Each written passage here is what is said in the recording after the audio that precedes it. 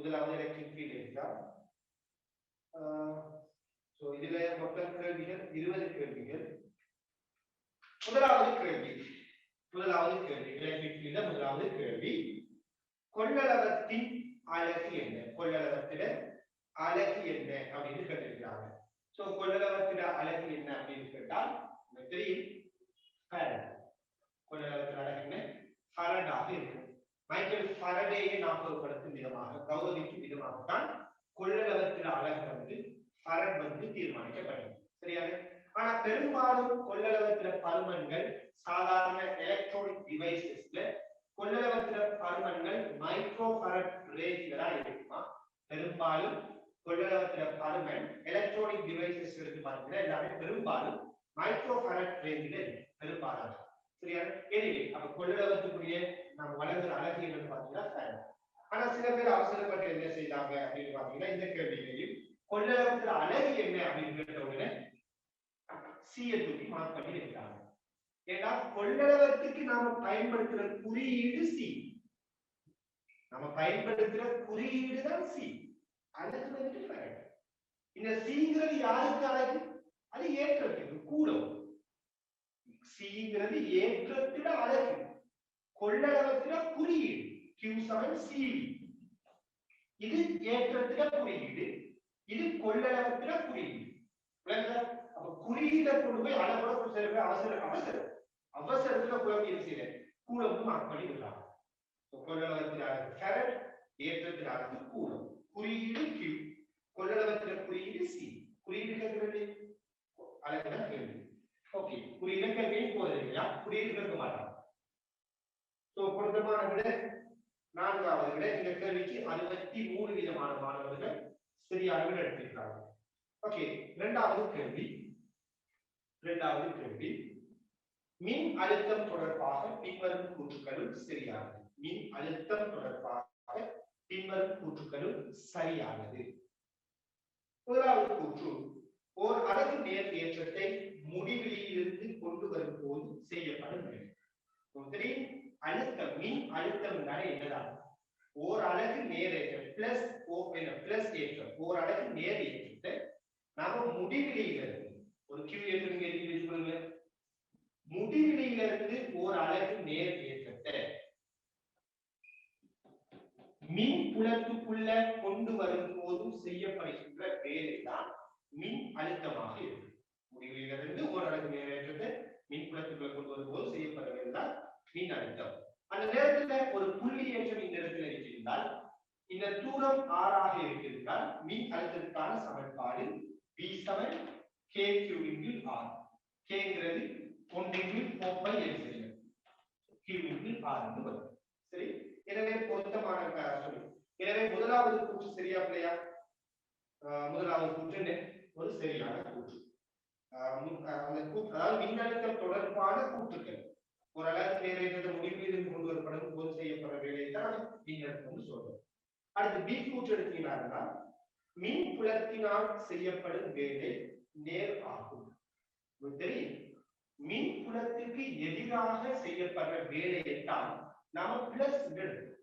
மின் புலத்துக்கு எதிராக செய்யப்படுற வேலை அதை நம்ம பிளஸ். மின் புலத்தினால் செய்யப்படுற வேலை, புலத்தினால் செய்யப்படுற வேலையை நாம மைனஸ். அதனாலதான் ஈர்ப்பு புலத்தை யோசித்து பாத்தீங்கன்னா ஈர்ப்பு புலத்துல அழுத்தம் எல்லாத்தையும் நாம மைனஸ் எடுக்கிறோம். ஏன்னா ஈர்ப்பு புலத்தை பொறுத்தவரையில கவர்ச்சி வீசப்பட்டுதான். அப்ப ஈர்ப்பு புலம்ங்கிறது புலத்தால் புலம் செய்த வேலையா இருக்கு.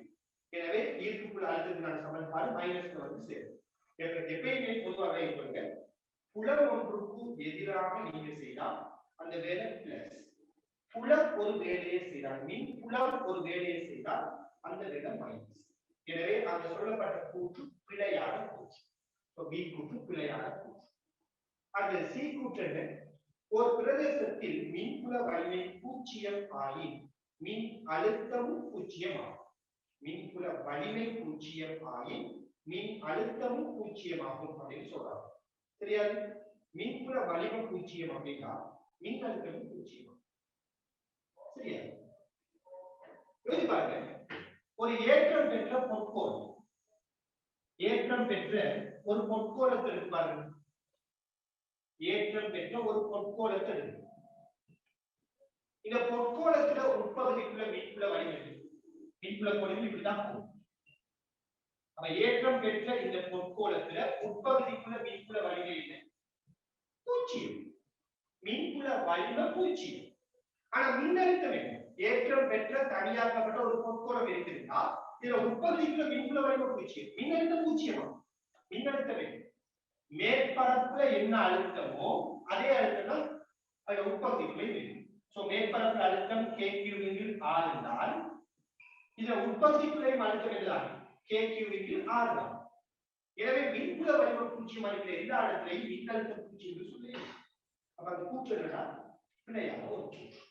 இந்த கூற்று ஒரு பிழையான ஒரு கூற்று. ரைட்? ஒரு பிரதேசத்தில் மின்புல வடிவ பூஜ்ஜியமாகி மின்னழுத்தம் பூஜ்ஜியமாகும்.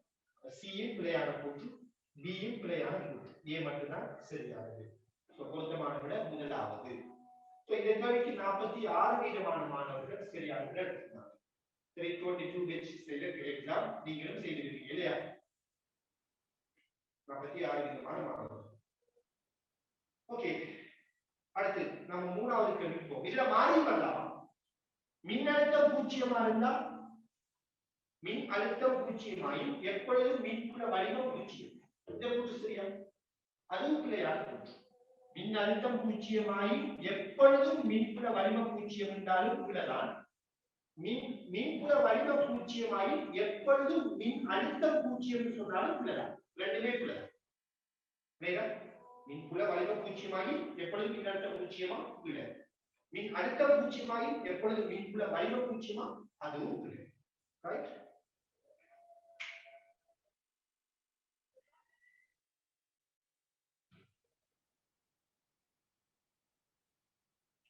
ஓகே, மூணாவது கேள்வி.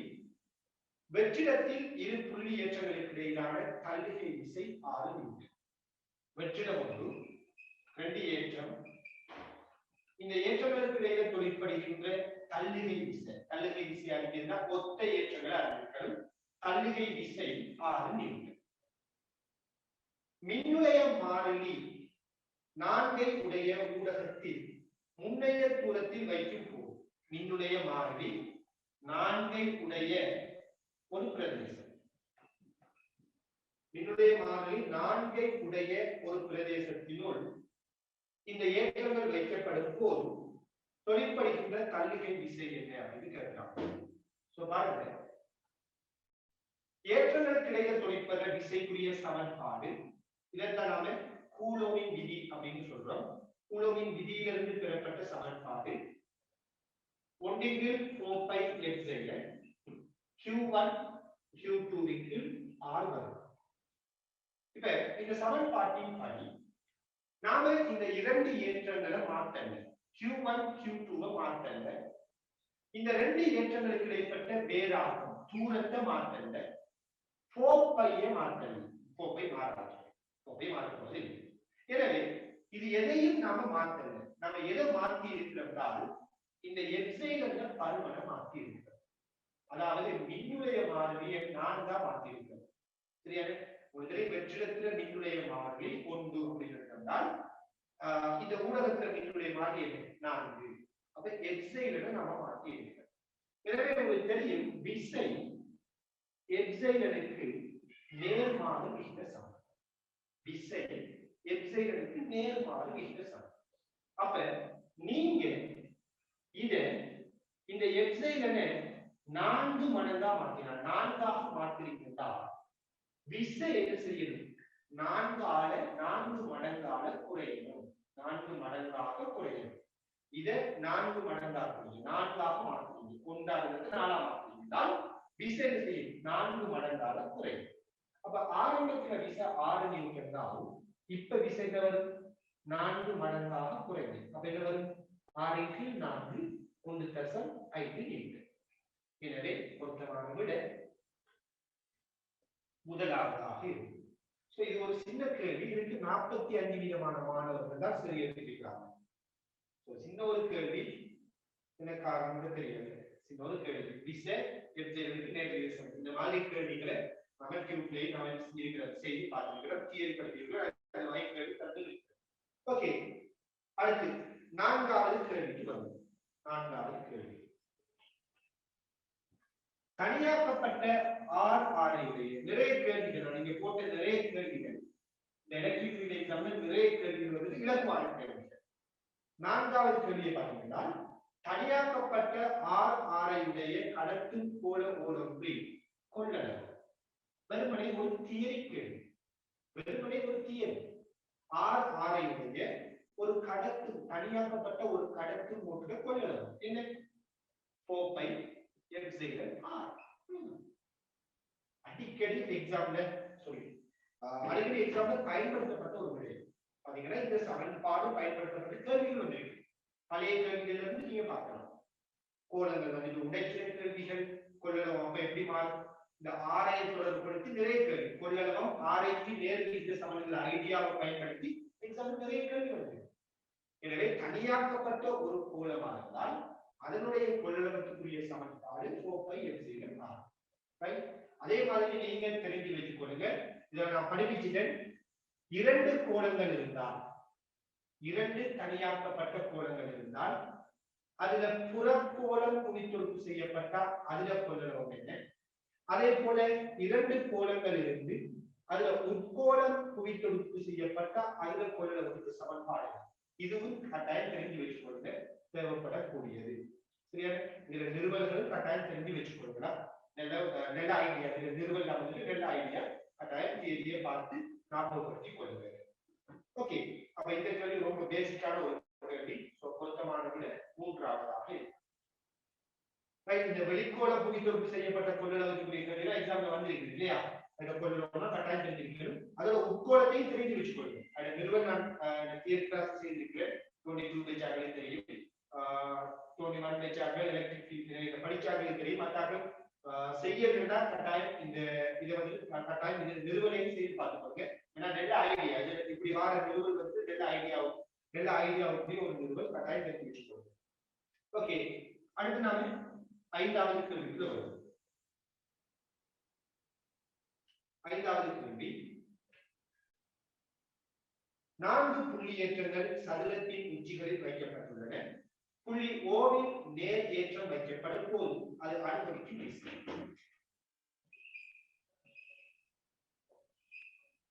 நான்கு புள்ளியேற்றங்கள் plus Q plus 2q plus q minus 2.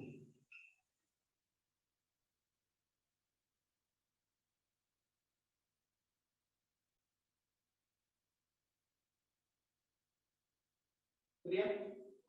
பாருங்க, இந்த மாதிரி 4 ஏற்றங்களை வச்சு போட்டு, ரைட், இது இந்த சதுரத்துல மையத்துல ஒரு நேர் ஏற்றத்தை வைத்தால் அந்த நேரேற்றம் அனுபவிக்கும் விசையினது திசை எப்படி இருக்கும் அப்படின்னு கேட்கலாம்.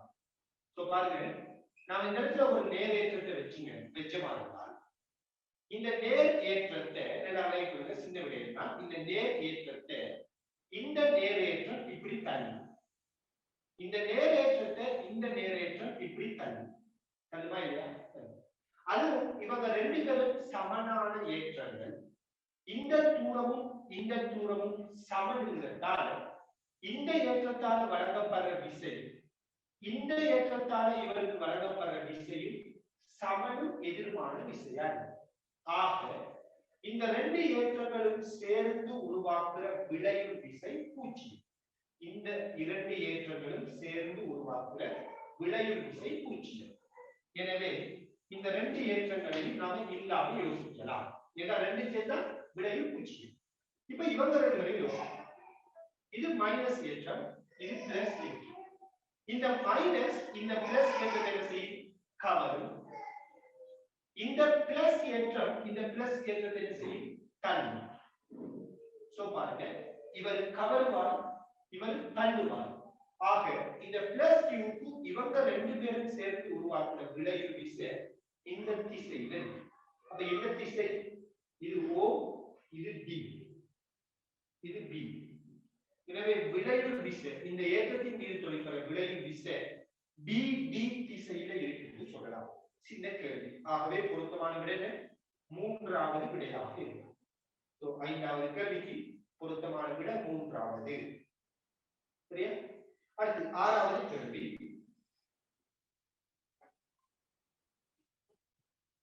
இரு ஒரு மைய கோளங்களின் ஆரைகள் கேபிட்டல் ஆரும் 2 ஆரும் ஆகும்.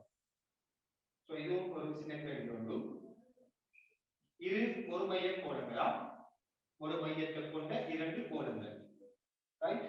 ஒன்று 2r, அடுத்தது ஒன்று r, அடுத்தது 2r. அவற்றின் ஏற்றங்கள் முறையே 5q, இதுல இருக்கிற ஏற்றம் 5q, இதுல இருக்கிற ஏற்றம் 2q. ரைட்டா? இரண்டு ஒரு மைய கோளங்கள் இருக்குது. இதுல 5q ஏற்றம் இருக்குது, இதுல 2q ஏற்றம் இருக்குது. இந்த டைம்ல இந்த இரண்டு ஏற்றங்களையும் ஒரு கம்பியால தொடுக்கிறாங்க. இந்த ஒரு கம்பி உண்டாக இந்த ரெண்டு ஏற்றங்களையும் இப்படி தொடுக்கிறாங்க. தொடுத்தால் ஒன்றிலிருந்து மற்றதுக்கு மாற்றப்படும் ஏற்றம் என்ன அப்படின்னு கேட்கிறாங்க. இப்ப பாருங்க, பொதுவா பொருட்களை தொடுகையுடன் செய்யும் போது, ஏற்றம் பெற்ற பொருட்களை தொடுகையுடன் செய்யும் போது இரண்டு விதமான தொடுகைகள் இருக்குது நான் சொல்லியிருக்கிறேன். ஒன்று என்னென்றால் புற தொடுகை, அடுத்தது அகத்தொடுகை. அதாவது ரெண்டு ஏற்றங்களை இப்படி Q1 Q2 இந்த இரண்டு ஏற்றங்களை நீங்க புற தொடுகை செய்வீங்க. இப்படி தொட்டீங்கன்னா, இப்படி வெளியால ரெண்டையும் தொட்டீங்கன்னா இந்த ரெண்டு ஏற்றங்களும் அவங்கள கொள்ளளவுகளுக்கு ஏற்ற அந்த ரெண்டு ஏற்றங்கள், ரெண்டு பொருட்களும் அவங்களுடைய கொள்ளளவுகளுக்கு ஏற்ற என்ன செய்வாங்கன்னா ஏற்றங்களை பங்கிட்டுக் கொள்வாங்க. ரெண்டு பேரும் கொள்ளளவத்துக்கு ஏற்ப ஏற்றங்களை பங்கிட்டுக் கொள்வாங்க. சரியானே? ஆனால் ஒரு பொருளை இன்னொரு பொருளோட அகத்தொடுகை செய்யலாம். இப்படி செய்யலாம். ஒரு பொருளுக்குள்ள இன்னும் ஒரு பொருளை தொட்டீங்க, இதுக்குள்ளதான் இந்த பொருள் இருக்கு. இப்படி இந்த பொருளை இதுல Q1, இதுல Q2, இப்படி அகத்தொடுகை செய்யலாம். ஒரு பொருளுக்குள்ள இன்னொரு பொருளை வச்சு டச் பண்ணிட்டீங்கன்னா, அகத்தொடுகை செஞ்சீங்கன்னால் அந்த டைம்ல உள்ளுக்குள்ள இருக்கிற இந்த பொருள் இருக்கிற எல்லா ஏற்றமும் என்ன செய்யும்னா புற மேற்பரப்புல இருக்கிற புறத்தில் இருக்கிற பொருளுக்கு போய் சேரும். அப்ப இந்த பொருள் இருக்கிற Q1 எல்லாமே இந்த வெளியில இருக்கிற பொருளுக்கு போய் சேரும். அகத்தொடுகை செய்தால் உள்ளுக்குள்ள இருக்கிற பொருளுடைய ஏற்றம் எல்லாம் வெளியில போய் சேரும் இல்லையா? ஏன்னா ஏற்றம் எப்பயும் புற மேற்பரப்புல இருக்கிறது தான் விரும்பும். அந்த வகையில இங்க 5Q இங்க 2Q இருக்கக்குள்ள நாம இப்படி தொடுத்தோம்னா இது ஒரு அகத்தொடுகை இல்லையா? ஏன்னா இந்த கோணத்துக்கு உள்ளதான் இந்த கோணம் இருக்குது. அப்ப நம்ம அகத்தொடுகை செய்ததால இந்த 5Q அப்படிங்கிற இந்த ஏற்றம் என்ன செய்யும்னா அவ்வளவு ஏற்றமும் இப்படியே இதனூடாக பயணித்து இந்த கோணத்துக்கு வந்து சேரும். அதாவது இந்த கோணத்துல எந்த ஒரு ஏற்றமும் இல்லாம அவ்வளவு ஏற்றமும் இந்த கோணத்துக்கு வந்து சேரும். அப்ப மொத்தமா இந்த கோணத்துக்கு 7Q ஏற்றம் வரும். இந்த கோணத்துல இருக்கிற ஏற்றம் 0. இந்த மாதிரி ஒரு பாஸ்ட் பேப்பர் கேள்வி இருக்கு. வேணா செக் பண்ணி பாருங்க. பாஸ்ட் பேப்பர் கேள்வி ஒரு கேள்வி இப்படி தொடுத்து காட்டியிருப்பாங்க. செக் பண்ணி பாருங்க. ரைட்? அப்ப நீங்க அகத்தொடுகை செஞ்சீங்கன்னா அவ்வளவு ஏற்றமும் இந்த புறக்கோணத்துக்கு வந்து சேரும். அப்ப இதுல இருந்து இதை நோக்கி பாயிற ஏற்றம் எவ்வளவு? 5Q. முழு ஏற்றமும் 5. பொருத்தமான விட 5ஆவதா இருக்கும். பொருத்தமான விட 5ஆவதாக இருக்கும். ரைட்? ஒருவேளை நான் இப்ப இந்த இடத்துல உங்களுக்கு ஒரு கேள்வி தான். ஒருவேளை இந்த கேள்வி இப்படி தரப்பட்டிருக்கலாம். எப்படி? 2r உடைய இந்த கோணம் 2Q ஏற்றத்தை கொண்டிருக்குது. பிளஸ் 2Q சொல்லுங்க. r உடைய இந்த கோணம் Q ஏற்றத்தை கொண்டிருக்குது. இப்ப நீங்க இந்த ரெண்டு கோணங்கள் புறத்தொடுகை செய்யணும்னா இந்த ரெண்டு கோணங்களையும் இப்படி கம்பியால தொடுத்தீங்க என்றால் பரிமாற்றப்படுற ஏற்றம் எவ்வளவு? இது 5Q. புறத்தொடுகை செய்திருந்தால் வேற வேற ஏற்றம் இருக்கு, கோணங்கள் இருக்கு. இவர்கள் ரெண்டு பேரையும் புறத்தொடுகை செய்திருந்தால் ஒன்றிலிருந்து இன்னொன்றுக்கு பரிமாற்றப்படுற ஏற்றம் எவ்வளவு? வேகமா விடையை கண்டுபிடிச்சு சொல்லுங்க. வேகமா சொல்லணுமா? வேகமா விடையை கண்டுபிடிச்சு சொல்லுங்க. ஒன்றிலிருந்து ஒன்றுக்கு பரிமாற்றப்படுற ஏற்றம் எவ்வளவு?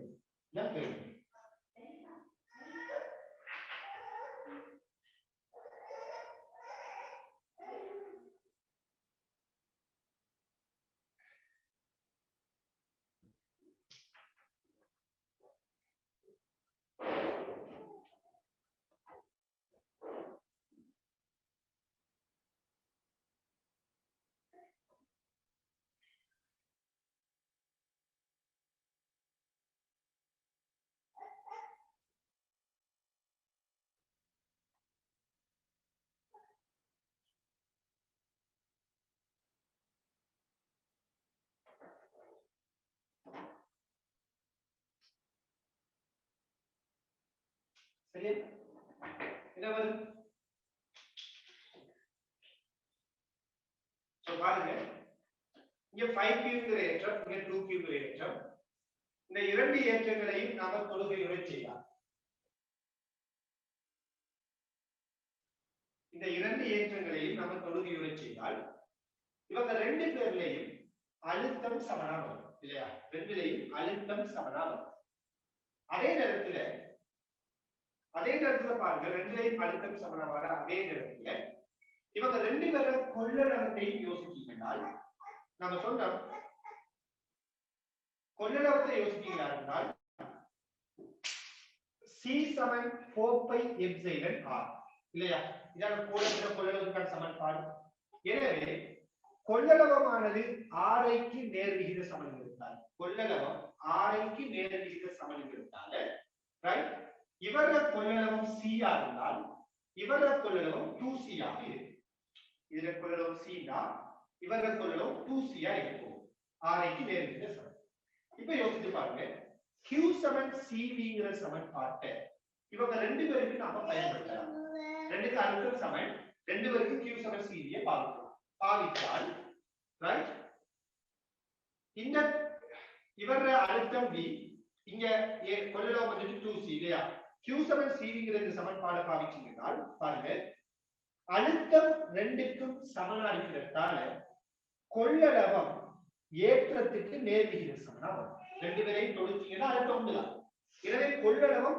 ஏற்றத்துக்கு நேர்விகித சமனா வரும் அந்த வகையில இங்க இருக்கிற ஏற்றத்தை நீங்க உதாரணமா 2q0 எடுக்குமே 2q0 எடுத்தீங்கன்னா இங்க இருக்க வேண்டிய ஏற்றம் q0 தான் இருக்கும் ஏன் கொள்ளளவம் ஏற்றத்துக்கு நேர்விகித சமனால் இந்த கொள்ளளவில் இருக்கிற ஏற்றத்தை இறுதியா இருக்கிற ஏற்றத்தை q0 எடுத்தா இந்த கொள்ளளவில இறுதியா இருக்கிற ஏற்றம் 2q0 அந்த வகையில இங்க இறுதியா இருக்கிற ஏற்றம் 2q0 q0 தான் மொத்தமா இருக்கிற ஏற்றம் எவ்வளவு 3q0 மொத்தமா இவங்க ரெண்டு பேர்ல இருக்க போற மொத்த ஏற்றம் 3q0 எனவே பாருங்க ஆரம்பத்துல இங்க 2q இங்க 5q மொத்த ஏற்றம் என்ன 7q அப்ப 3q0 தான் 7q க்கு சமம் அப்ப q0 என்ன அப்படின்னு பாத்தீங்கன்னா 7/3q ஆக இருக்கு எனவே இந்த கோலத்துல இருக்க போற ஏற்றம்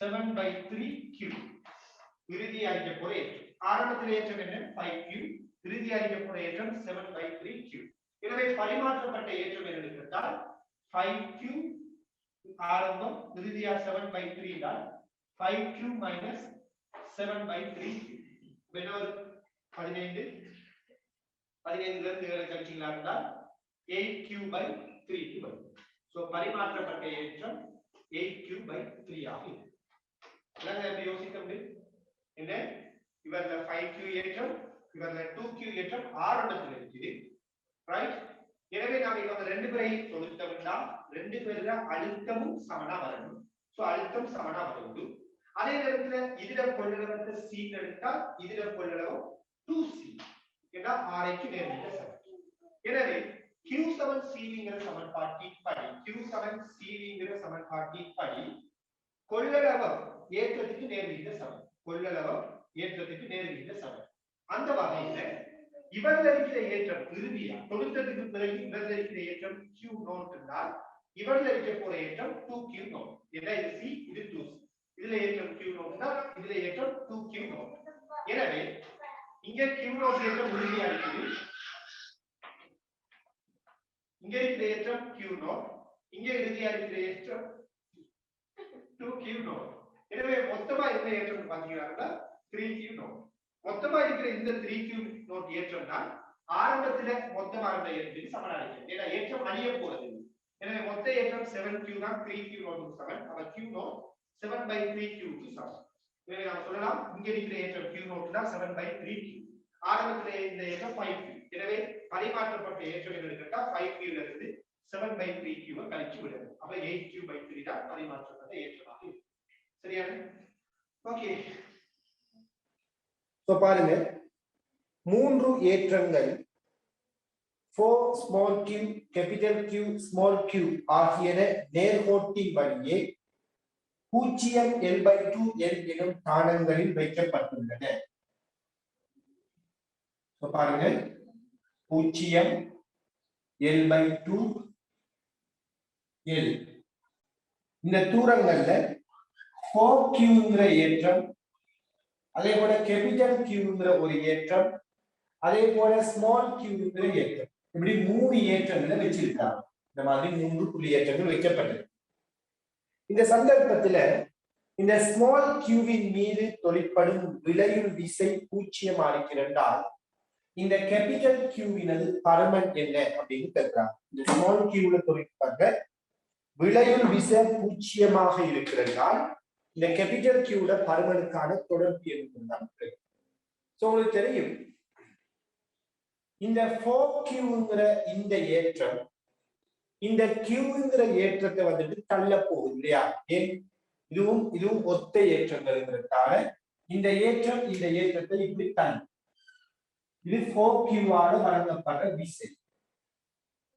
அதே நேரத்துல இந்த கேபிட்டல் Qங்கிற ஏற்றம் என்னன்னு தெரியாது.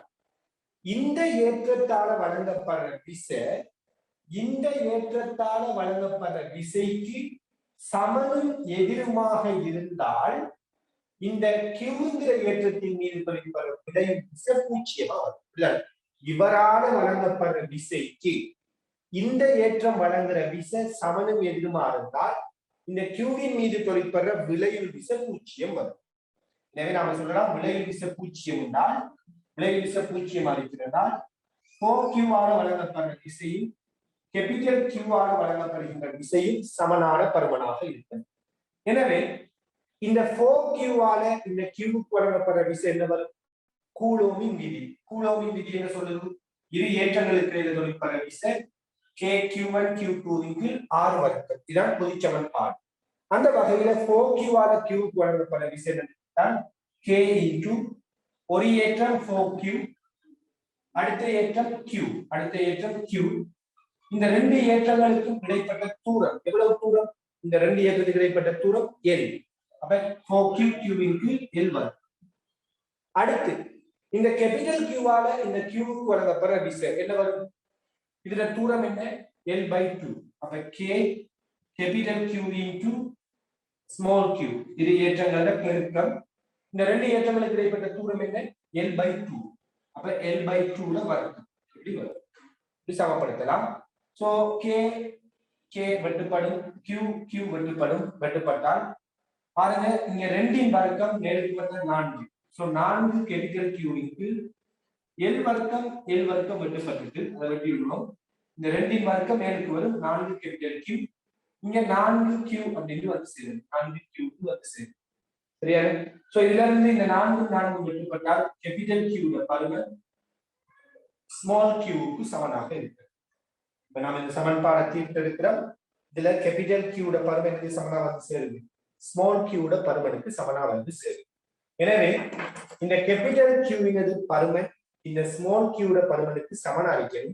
அதே நேரத்துல இந்த கேபிட்டல் Q இந்த ஸ்மால் Qவை கவர்ந்து இழுக்குது இல்லையா? இந்த கேபிட்டல் Qவால ஸ்மால் Qவுக்கு வழங்கப்படுற விசை இப்படி இருக்கு. அப்ப இந்த ஏற்றத்தால இந்த ஏற்றத்துக்கு வழங்கப்படுற விசை ஒரு கவர்ச்சி விசையா இருக்கிறால் இது பிளஸ் ஏற்றமா இருந்தால் இவர் என்ன இருக்கிறால் மைனஸ் ஏற்றமாகவும் இருந்திருக்கிறது. இது இதை கவர்ந்து இழுக்கிறா, இது பிளஸ்ஸா இருந்தா யாரா இருந்திருக்கும்? மைனஸா இருந்திருக்கும். இது பிளஸ், இதுவும் பிளஸ். அதனாலதான் தள்ளுது. இது தள்ளுகை விசை, இது கவர்ச்சி விசையா இருந்தா இவர் மைனஸ் ஏற்றமா இருந்திருக்கு. அப்ப அந்த ஏற்றத்தின பருமன் ஸ்மால் Q, அதே நேரத்தில் அது ஒரு மைனஸ் ஏற்றமாக இருக்கிறது. எனவே அந்த கேள்விக்கு பொருத்தமான விடை என்ன அப்படின்னு பாத்தீங்களா இருந்தால் முதலாவது விடையாக இருக்கு. பொருத்தமான விட முதலாவது. சோ இந்த கேள்வி சரியான சரி எடுத்தாக்கள் பெர்சன்டேஜ் பார்த்தீங்களா இருந்தால் 39% மாணவர்கள்.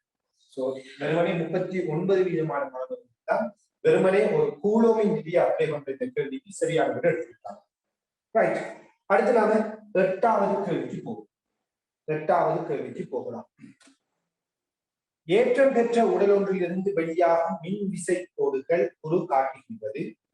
புள்ளி A Bயில் உள்ள மின்புல வலிமை VA VB ஆகவும் மின் அழுத்தம் VA VB ஆகவும் இருப்பின் பின்வரும் தொடர்புகளில் சரியானது. இப்ப பாருங்க, ஏபியில் இருக்கிற மின்புல வலிமை மின்னழுத்தத்தில் தொடர்பு என்ன அப்படின்னு கேட்டாங்க. சோ இந்த விடயம் ரொம்ப சிம்பிளான ஒரு விடயம். இந்த மாதிரி கேள்விகளை செய்யறதுக்கு சிம்பிளா நமக்கு ஒரு ஐடியா இருக்குது. என்ன ஐடியா அப்படின்னு பார்த்தோமா இருந்தால், முதலாவது மின்புல வலிமை அப்படிங்கிற ஒரு விடயத்தை எடுத்து பார்த்தால், மின்புல வலிமைக்கு இன்னும் ஒரு பேர் தான் மின்புல செறிவு. சோ மின்புல செறிவு அப்படிங்கிறது மின்புல கோடுகள செறிவை குறிக்குது இல்லையா?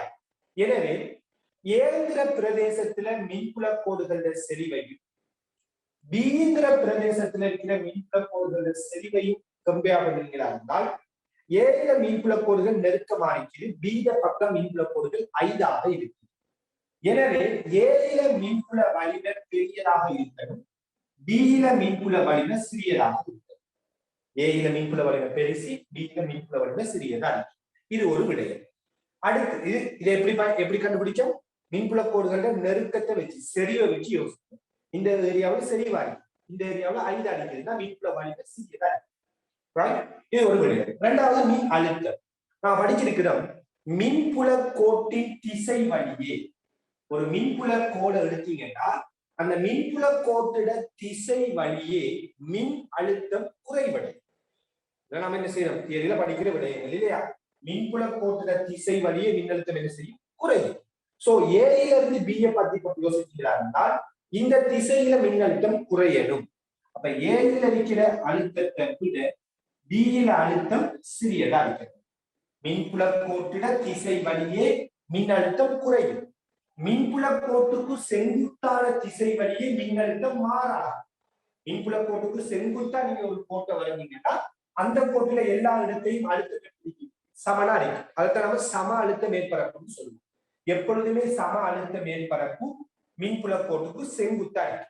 அப்ப உதாரணமா இதான் மின்புல கோடுகள் வச்சு கொள்ளுங்களேன். இந்த மின்புல கோடுகளுக்கு நீங்க இப்படி ஒரு கோடை வரைங்க, செங்குத்தா இப்படி ஒரு கோட்டை வரைஞ்சீங்கன்னா இது ஒரு சம அழுத்த மேற்பரப்பா. இப்படி ஒரு கோட்டை வரைஞ்சீங்கன்னா இது ஒரு சம அழுத்த மேற்பரப்புக்குரிய கோடாகும். அப்ப இந்த மின்புல கோட்டுக்கு செங்குத்தான கோட்டின் வழியே எல்லா இடத்தையும் அழுத்தம் எப்படி சமனா இருக்கு. மின்புல கோட்டின் வழியே மின்புல கோட்டின திசை வழியே அழுத்தம் என்ன செய்யும்? குறையும். எனவே ஏயில் அடிக்கிற அழுத்தத்தை விட பியில் அழுத்தம் குறைவு. இதெல்லாம் பேசிக்கா நம்ம படிக்கிற தியரி. அந்த வகையில இந்த கேள்விக்கும் பொருத்தமான விட முதலாவது விடையாக இருக்கும். சோ இந்த கேள்விக்கு சரியான விடை எடுத்தாக்கள் பெர்சன்டேஜ் பாத்தீங்கன்னா 57%. 57% ஆட்கள் வந்துட்டு சரியான விடை எடுத்திருக்கிறாங்க. அடுத்து நம்ம 9வது கேள்விக்குள்ள போகலாம். 9வது கேள்வி, உலோக திண்ம கோளமானது மின்புலத்தினுள் வைக்கப்பட்டுள்ளது. மின் விசை கோட்டின் சரியான படத்தை காட்டுவது. மின் விசை கோட்டின் சரியான படத்தை காட்டுவது என்ன? பாருங்க, ஒரு உலோக கோளத்துக்குள்ள மின்புல கோடு எப்படி பயணிக்கும் அப்படிங்கறதான் இங்க ஒரு கேள்வியா கேட்டு வச்சிருக்காங்க. சோ உங்களுக்கு தெரியும், பொதுவா கடத்திக்குள்ள மின்புல கோடுகள் பயணிக்காது. எப்பொழுதுமே வெளியிலிருந்து வார மின்புல கோடுகள் கடத்திக்கு உள்ள வந்துட்டு பயணிக்காது. அந்த வகையில இந்த 2வது விடையோ 3வது விடையோ வராது.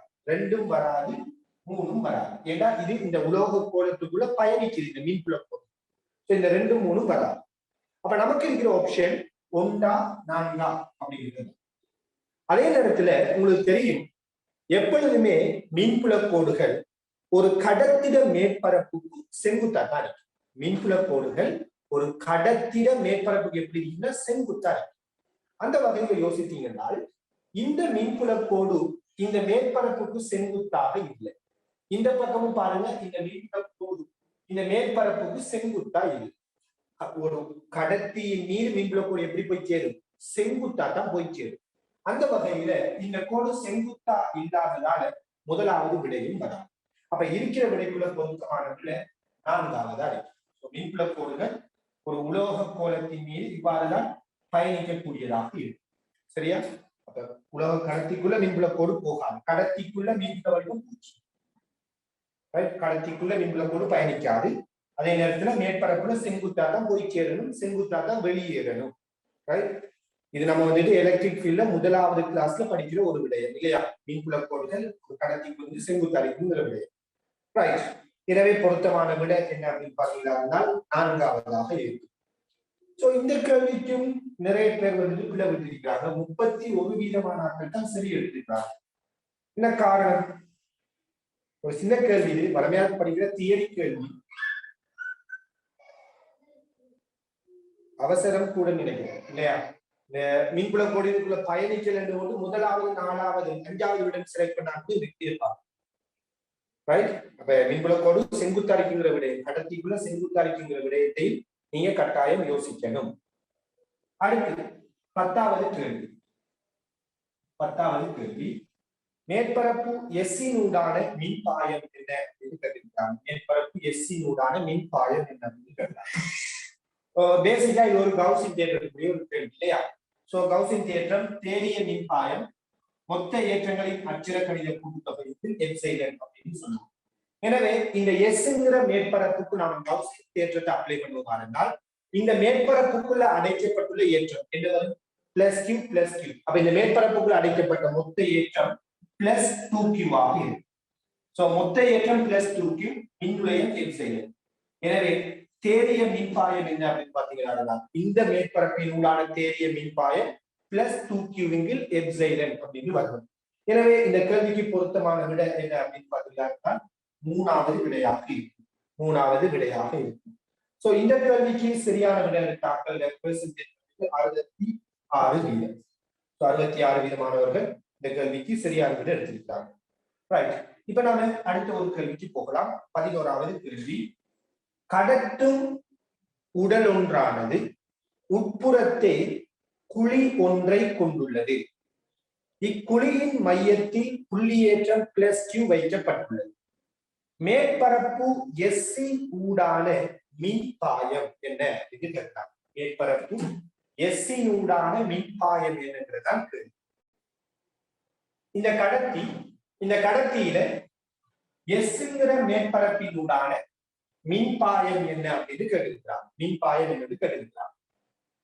இந்த கேள்வியை நாம டீல் பண்றதுக்கு ஒன்று நாம இதை 2 விதமா யோசிச்சிருக்கலாம். ஒன்று என்னன்னா, இது ஒரு உலோகத்தில ஒரு உலோக கடத்தில உட்குழிவான பகுதி தான் இந்த பகுதி. ஒரு உலோக கடத்தி எடுத்து அதுக்குள்ள இந்த மாதிரியான ஒரு உட்குழிவான பிரதேசத்தை உருவாக்கி வச்சிருக்கிறார். அப்படித்தானே?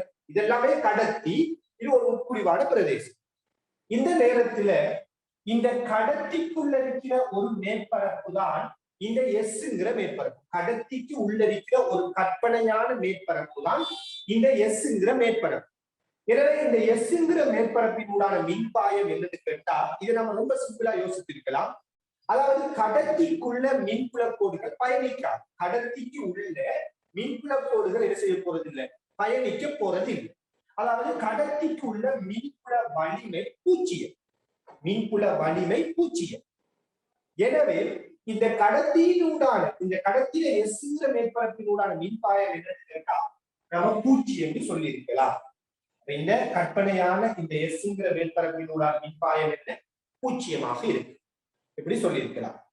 அல்லது இந்த கேள்வியை இன்னும் ஒரு விதமா எப்படி யோசிக்கலாம், கவுசின் தேற்றத்தை வச்சு யோசிக்கிறோம். நம்ம எப்படி சொன்னோம், மின்பாயம் பூஜ்ஜியம், கடத்திக்குள்ள மின்புல கோடு இருக்காது, மின்பாயம் பூஜ்ஜியம். அல்லது கவுசின் தேற்றத்தை வச்சு யோசிச்சிருக்கலாம். இந்த கற்பனை கோலத்துக்கு நாம கவுசின் தேற்றத்தை பார்க்கலாம். சோ தேடிய மின்பாயம் ஒத்த தேடிய ஏற்றத்தின் இல்லையா? அந்த வகையில இந்த கற்பனை கோலத்துக்குள்ள அடைக்கப்பட்ட ஏற்றம் எவ்வளவு சொல்லுங்க அப்பா. விடைய நீங்க சொல்லுங்க. இந்த கற்பனை எஸ்ங்கிற இந்த கற்பனை கோலத்துக்குள்ள அடைக்கப்பட்ட ஏற்றம் எவ்வளவு? எவ்வளவு ஏற்றம் இந்த கற்பனை கோலத்துக்கு அடைக்கப்படும்?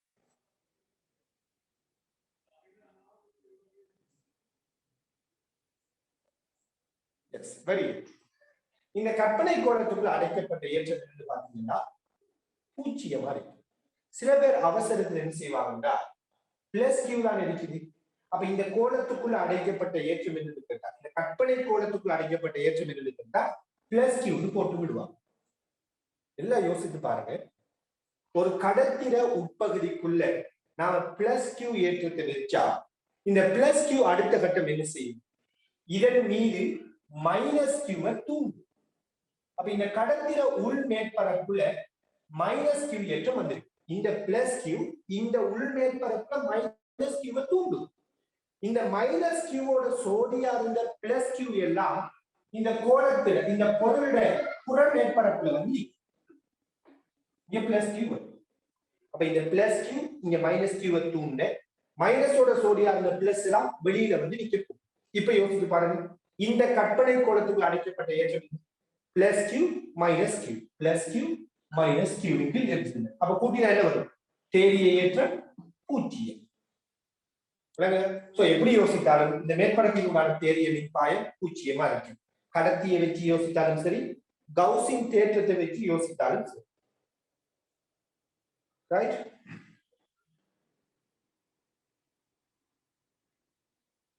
இந்த கேள்விக்கு சரியான விட எடுத்தாக்கள பெர்சன்டேஜ் பார்த்த மாதிரி இருந்தால் 33. இன்னொரு கேள்வி, சும்மா கடத்திக்குள்ள மின்புல கோடு பயணிக்காது, கடத்தில மின்புல வலிமை பூஜ்ஜியம், இது மட்டும் தெரிஞ்சிருந்தாலும் விடை எடுத்திருக்கலாம். அல்லது கவுசின் தேற்றத்தை சரியா அப்ளை பண்ணியிருந்தாலும் விடை எடுத்திருக்கலாம்.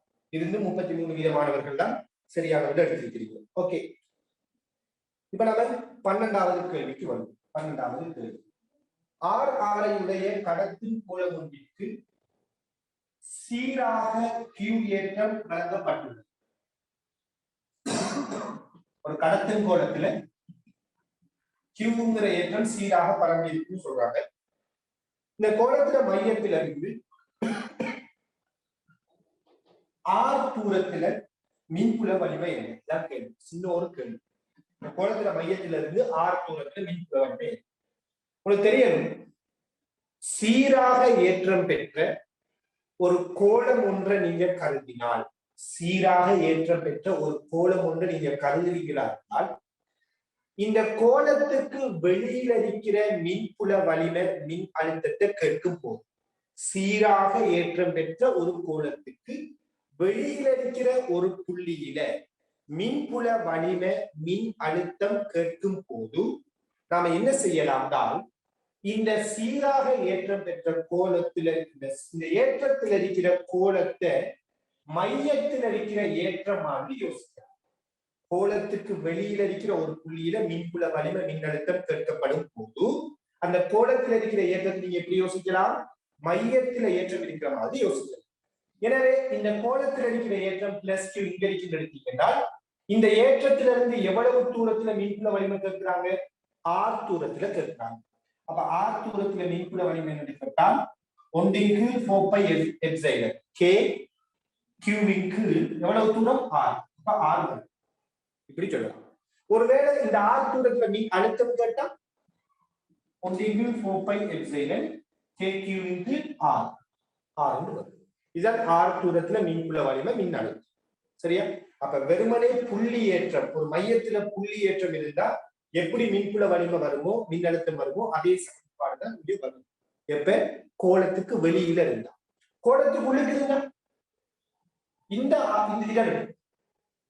இந்த இடத்துல மின்புல வலிமை மின்னழுத்தம் கேட்டா, கோலத்துல உட்பகுதியில மின்புல வலிமை மின்னழுத்தம் கேட்டா, கோலத்துல உட்பகுதியில மின்புல வலிமை என்ன? 0 எடுக்க. இப்ப நீங்க மையத்துல ஏற்றம் இருக்கிற மாதிரி யோசிக்க கூடாது. கோலத்துல உட்பகுதிக்கு நீங்க அப்படி யோசிக்க கூடாது. வெளியில இருக்கக்குள்ளதான் கோலத்துல ஏற்றம் மையத்தில் இருக்கிற மாதிரி யோசிக்க முடியும். கோலத்துல உட்பகுதி எடுத்தீங்கன்னா உட்பகுதிக்குள்ள மின்புல வலிமை கேட்டா 0. ஏன்னா மின்புல கோடுகள் தான் இப்படிதான் போகும். உள்ளுக்குள்ள மின்புல கோடு இருக்காது. உட்பகுதிக்குள்ள மின்புல வலிமை 0. இந்த உட்பகுதியில இந்த இடத்துல மின்னழுத்தம் என்ன? இந்த இடத்துல மின்னழுத்தம் என்னன்னு கேட்டா இதெல்லாம் நாம படிச்சிருக்கிறோம். இந்த இடத்துல மின்னழுத்தம் என்ன அப்படின்னு கேட்டா, இதை நான் யூடியூப்ல ஒரு வீடியோவா போட்டிருந்தேன். கோலங்களோட தொடர்புடைய ஒரு கேள்வி செய்து போட்டு இருக்கு. எனவே இந்த இடத்துல மின்னழுத்தம் என்ன அப்படின்னு கேட்டமா இருந்தால் இதை நாம சொல்லலாம் என்ன? கோலத்துல உட்பகுதியில் இருக்கிற அழுத்தம் மேற்பரப்புல இருக்கிற அழுத்தத்துக்கு சமம். சோ மேற்பரப்புல அழுத்தம் என்ன? இதுல ஆர் என்றால் மேற்பரப்புல அழுத்தம் 1/4πε கியூவிற்கு ஆர். சோ மேற்பரப்புல இருக்கிற அழுத்தம் தான் உட்பகுதிக்குள்ளே. அப்ப இந்த இடத்துல அழுத்தம் மின்புல வலிமை இப்படி வந்திருக்கும். கோலத்துக்கு வெளியில மின்புல வலிமை மின்னழுத்தம் விட இப்படி வரும். எனவே இந்த கேள்விக்கு பொருத்தமான விட இதுவா இருக்கிறது. எனவே எத்தனாவது விட? முதலாவது விடையாக இருக்கு. சரியான பொருத்தமான விட முதலாவது.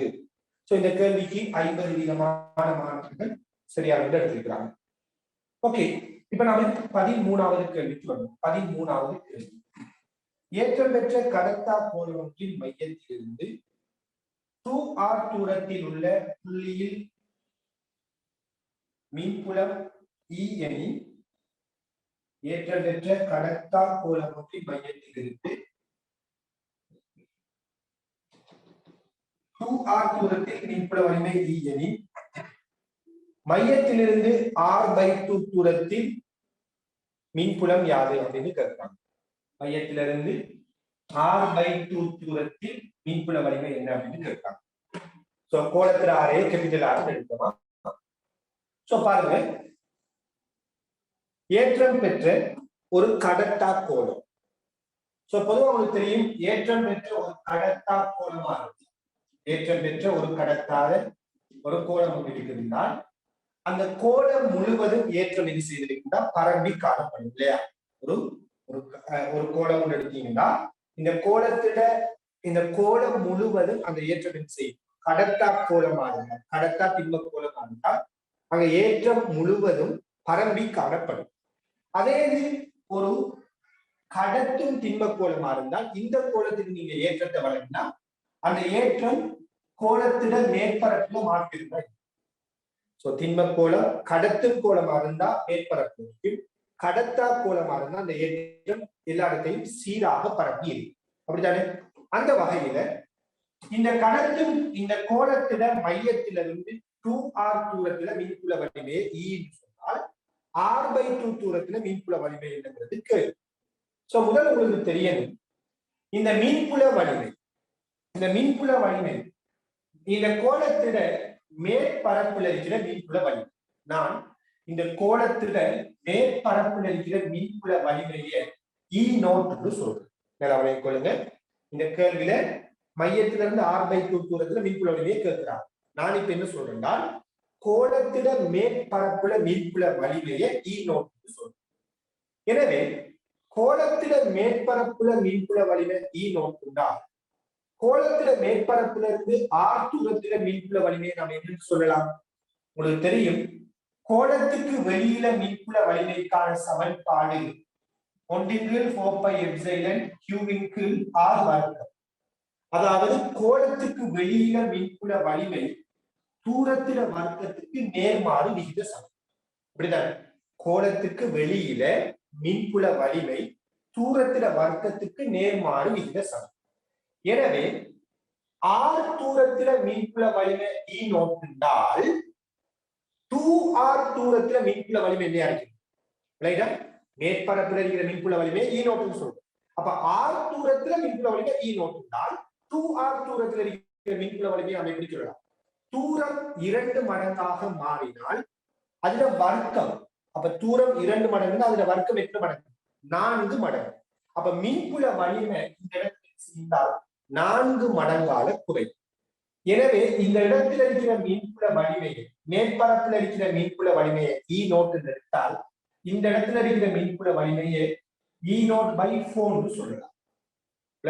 நான் நேரடியா எழுதி இருக்கிறேன்.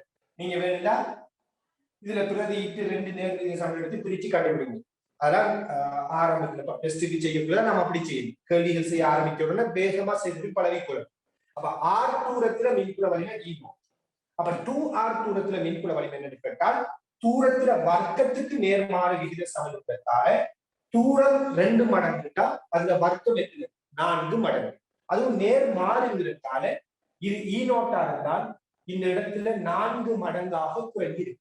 அப்ப இந்த இடத்துல மின்புல வலிமை E0/4 எப்படி சொல்லுங்க.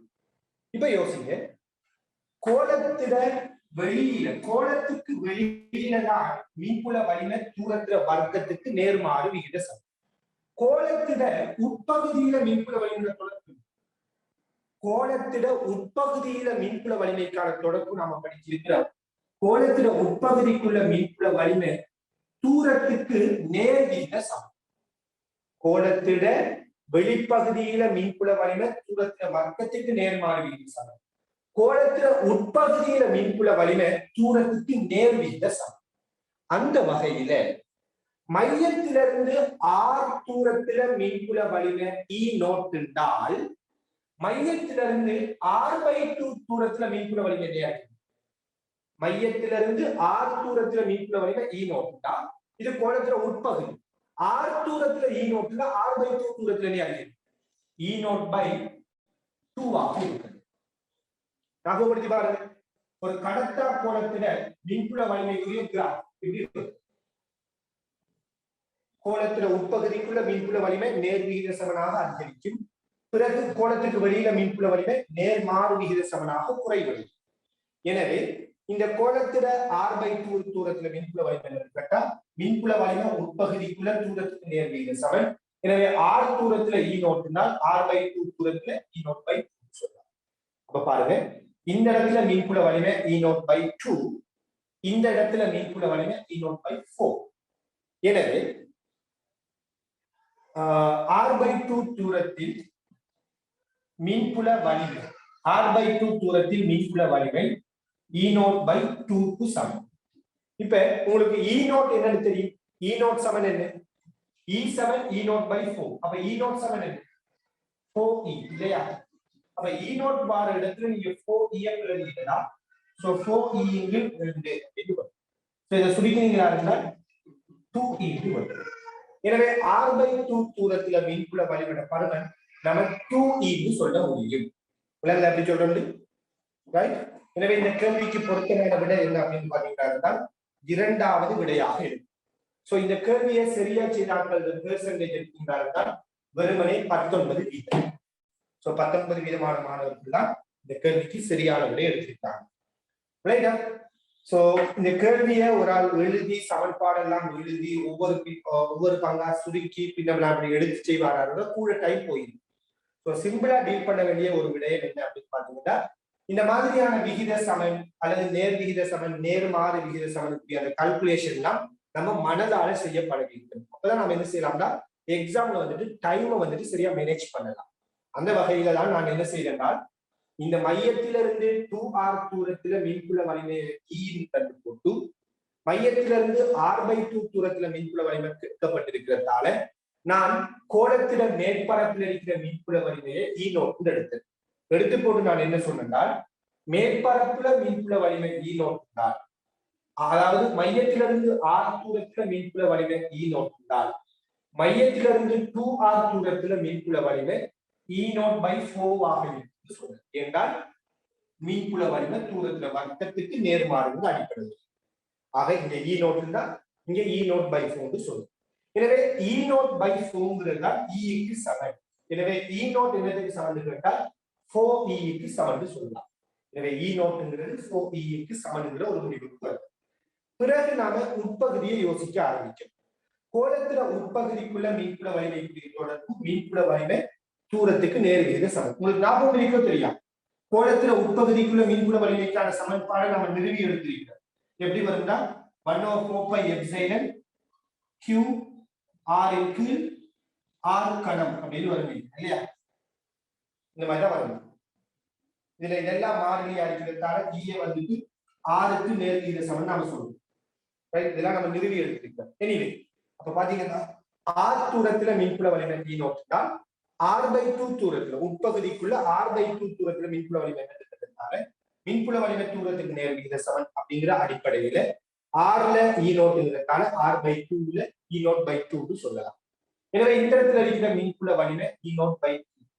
நமக்கு கேள்வி e சார்பாத்தான கேள்வி, நமக்கு தரப்பட்ட தரவு e தானே. அப்ப நம்ம e பிரதியிட போறோம். அதனாலதான் e நோட்ங்கிறது 4e க்கு சமன்ங்கிறதால e நோட் வார எடுத்த 4e போட்டு மின்புல வலிமை r/2ல 2e கண்டுபிடிச்சிருக்கேன். சரியா? ஓகே, இப்ப நம்ம அடுத்த கேள்விக்கு போகலாம். இது ஒரு நல்ல கேள்வி, பிரயோசனம் நல்ல தர கேள்வி உண்டு. அடுத்து நாம 14வது கேள்விக்கு போவோம். 14வது கேள்வி.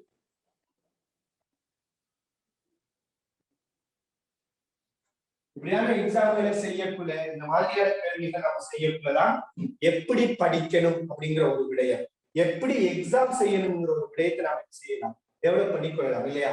சில பேர் வந்து இதெல்லாம் நேரடிய சமன்பாடு எடுத்து சுருக்கி ஒவ்வொரு நேரடிய சமன்பாடு சுருக்கி எடுத்து செய்ய முற்பட்டாங்களா இருந்தா அவங்களுக்கு கூட டைம் வேஸ்ட் ஆகும். நீங்க வந்துட்டு சின்ன சின்ன சுருக்கல் நேரம் எக்ஸ்பர்ட் ஆகிங்க. அப்பதான் நீங்க அந்த எக்ஸ்பர்ட்டா இருந்தா தான் நீங்க வேகமா அந்த கேள்விகளை வந்து செய்து முடிக்கலாம். இல்லாட்டி டைம் கூடலாம் போயிடும். 14வது கேள்வி.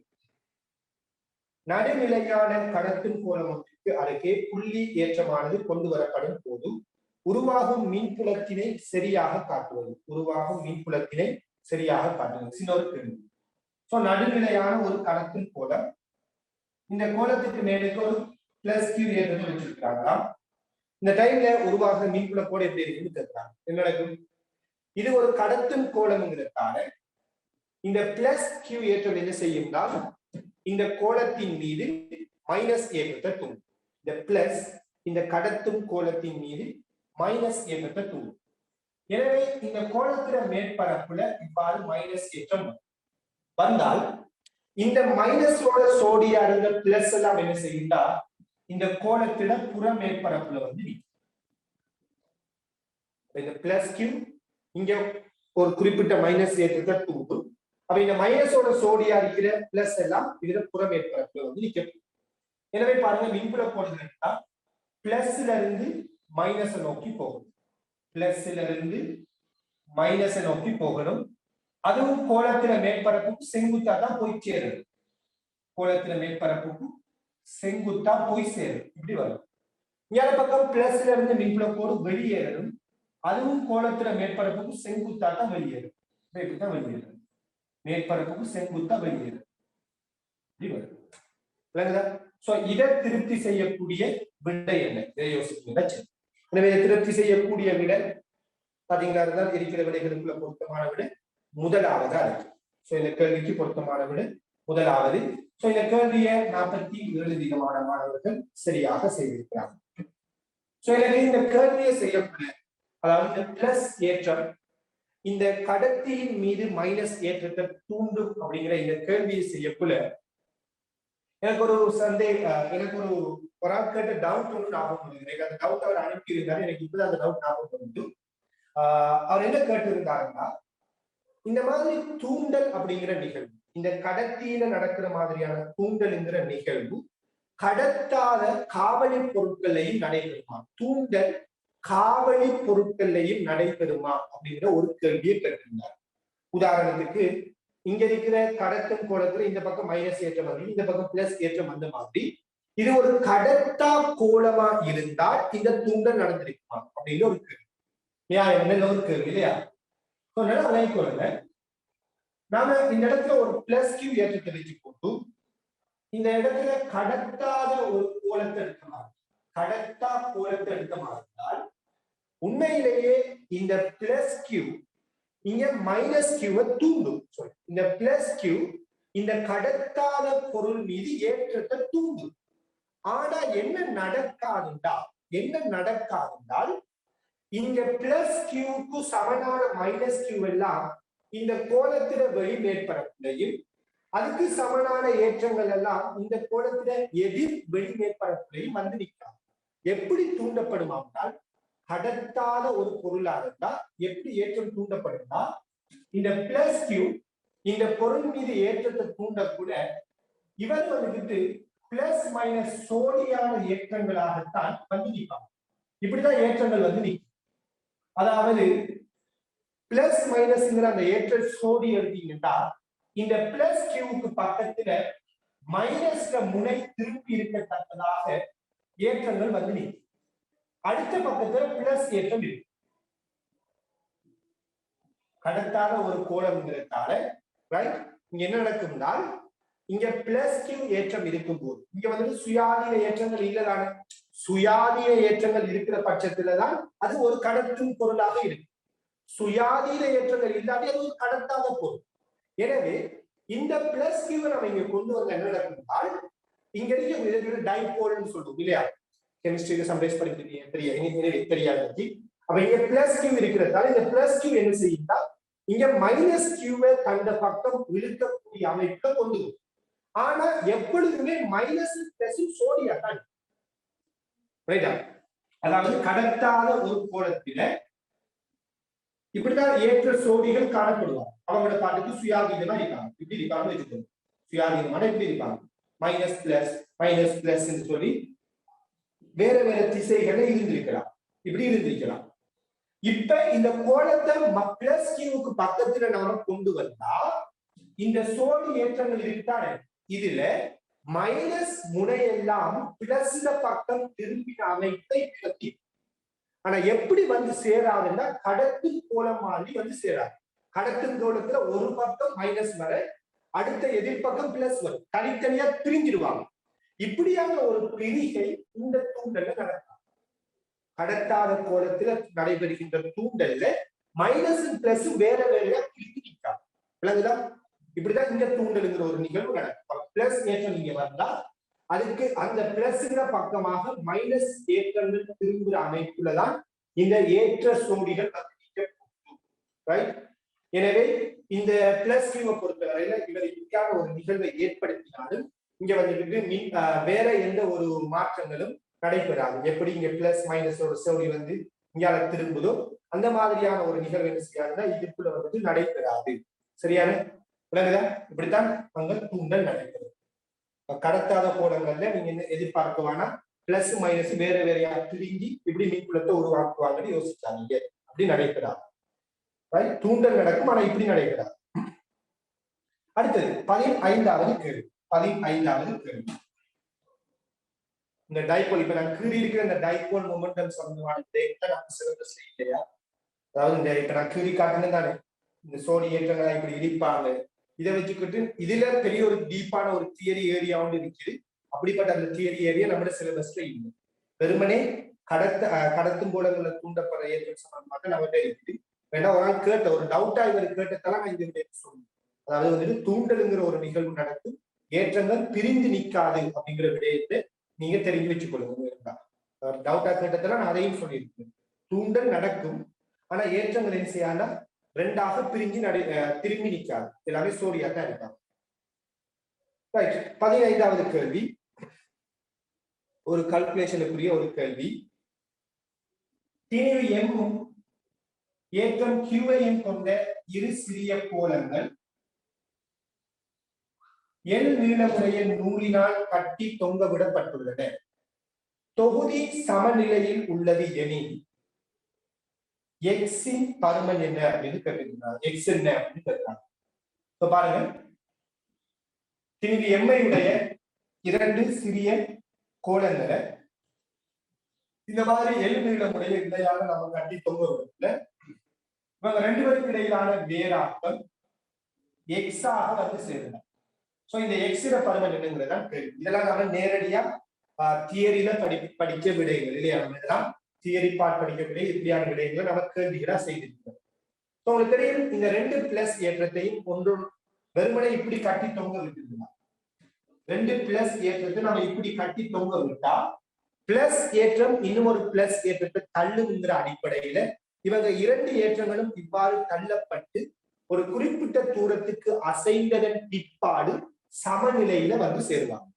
இந்த ரெண்டு ஏற்றங்களும் இப்படி இருக்கிற ஏற்றங்கள் ஒன்றை ஒன்று தள்ளுங்கிற அடிப்படையில இப்படியே தள்ளப்பட்டு ஒரு குறிப்பிட்ட தூரம் அசைந்து சமநிலையில வந்து சேரும். இப்படி சமநிலையில இருக்கக்கூட எக்ஸிட பருமன் என்பது கேட்டிருக்கிறாங்க. எனவே நான் இந்த ஏற்றத்தின் மீது தொழிற்பட விசைகளை முதலாவது குறிக்கிறேன். என்னென்ன விசைகள் வரும்? ஒன்று இவர்கள் நிறை வரும், எம்ஜிங்கிற விசை வரும். அடுத்தது இந்த பிளஸ் ஏற்றம் இந்த பிளஸ் ஏற்றத்தை தள்ளும், எனவே மின்புல விசை வரும். இப்படி ஒரு மின்புல விசை வரும். வேற இந்த ஏற்றத்தின் மீது தொழிற்பட விசை இந்த இலையால ஒரு இழு விசை பிரயோகிக்கப்படும். இப்படி இந்த ஏற்றத்தின் மீது மூன்று விசைகள் தொழிற்படும். ஒன்று நிறை, அடுத்தது இந்த பிளஸ் ஏற்றத்தால் வழங்கப்படுற தள்ளுகை விசை, அடுத்தது இழு விசை. இவ்வாறு மூணு விசை தொழிற்படும். பாருங்க, அப்ப இந்த ஏற்றத்தின் மீது இந்த மாதிரி மூணு விசை தொழிற்படும். இந்த டைம்ல இந்த ஏற்றம் வந்து சமநிலையில இருக்கு இல்லையா? எனவே உங்களுக்கு தெரியும், ஒரு பொருள் மீது மூன்று விசை தொழிற்பட்டு அந்த பொருள் சமநிலையில இருக்கிறதுனால் அந்த மூன்று விசைகளும் விசை முக்கோணியை திருப்தி செய்யும். மூன்று விசை தொழிற்பட்டு இது சமநிலையில இருக்கிறதா, இந்த மூன்று விசைகளும் விசை முக்கோணியை திருப்தி செய்யும். எனவே நான் இந்த மூன்று விசைகளுக்கும் விசை முக்கோணியை வரைகிறேன். பாருங்க, ஸ்டார்டிங் பாயிண்ட் எம்ஜிங்கிற விசை கீழ் நோக்கி தொழிற்படுவது, எஃப்ங்கிற விசை வலப்பக்கமா தொழிற்படுவது, டீங்கிற விசை இவ்வாறு தொழிற்படுவது. இப்படி நம்ம இந்த மூன்று விசைகளையும் கீறுவோமானால் அது ஒரு விசை முக்கோணியை திருப்தி செய்யும். ஏன்? மூன்று விசை தொழிற்பட்டு ஒரு பொருள் சமநிலையில் இருக்கு. அப்ப இந்த மூன்று விசையும் விசை முக்கோணியை திருப்தி செய்யும். இப்படி கீறுது. இப்ப உங்களுக்கு தெரியும், இது நிலைக்குத்தோட இந்த நிலை அமைக்கிற கோணம் தீட்டா. எனவே இந்த கோணம் என்ன? தீட்டா. எனவே பாருங்க, இந்த விசை முக்கோணிலிருந்து நாம சொல்லலாம் tan தீட்டா சமன் எதிர்பக்கத்தின் கீழ் அயற்பக்கம் f இன் கீழ் mg ன்னு சொல்லலாம். எனவே இதுல இருந்து f சமன் mg tan தீட்டா, அப்படின்னு சொல்லலாம். இப்ப பாருங்க, mg tan தீட்டான்னு சொல்லலாம், f சமன் mg tan தீட்டான்னு சொல்லலாம். சொன்ன பிற்பாடு நான் f இன் பருமனையும் tan தீட்டான பருமனையும் எழுத போறேன். முதலாவது f இட பருமன் பாருங்க, Fங்கிறது மின்புல விசை இல்லையா, அதாவது கூலோமின் விதிக்குரிய சமன்பாடு 1/4πε Q1 Q2 R1 இதான் சமன்பாடு. சோ இதை நாம F க்கு பிரதியிட போறோம். இதுவும் Qங்கிற ஏற்றம், இதுவும் Qங்கிற ஏற்றம். ஆக இந்த ரெண்டு ஏற்றங்களுக்கு இடையில தொழிற்பெற மின்புல விசை 1/4πε Q வர்க்கத்தின் கீழ் ரெண்டுக்கும் இடைப்பட்ட தூரம் என்ன, x. அப்ப x1 kq வர்க்கத்தின் கீழ் r வர்க்கம் என்று வரும். இதான் ஏற்றங்களுக்கு இடையில தொழிற்பெற விசை. mg tan தீட்டாட பருமன் என்ன பாருங்க, இந்த கோணத்தை நம்ம தீட்டா அப்படின்னு சொல்றோம். இவ்வளவு நீளமும் x என்றால் இந்த நீளம் என்ன, x/2. இவ்வளவு நீளம் x, அப்ப இந்த நீளம் என்ன, x/2. எனவே sin தீட்டா சமம் இந்த கோணம் தீட்டா தானே. எனவே இந்த செங்கோண முக்கோணிக்கு sin தீட்டாவை பாவிச்சீங்கன்னா sin தீட்டா சமன் எதிர்பக்கத்தின் கீழ் செம்பக்கம். எதிர்பக்கம் x/2, செம்பக்கம் என்ன, l. அப்ப x/2 இங்கு l இப்படி வரும். sin தீட்டா சமன் எதிர்பக்கத்தின் கீழ் செம்பக்கம். இந்த கேள்வியில சொல்லி இருக்கிறாங்க தீட்டா அப்படிங்கிறது ஒரு சிறிய கோணம். தீட்டாங்கிறது சிறிய கோணமா இருந்தால் sin தீட்டாட பருமன் tan தீட்டாட பருமனுக்கு சமனா இருக்கு இல்லையா.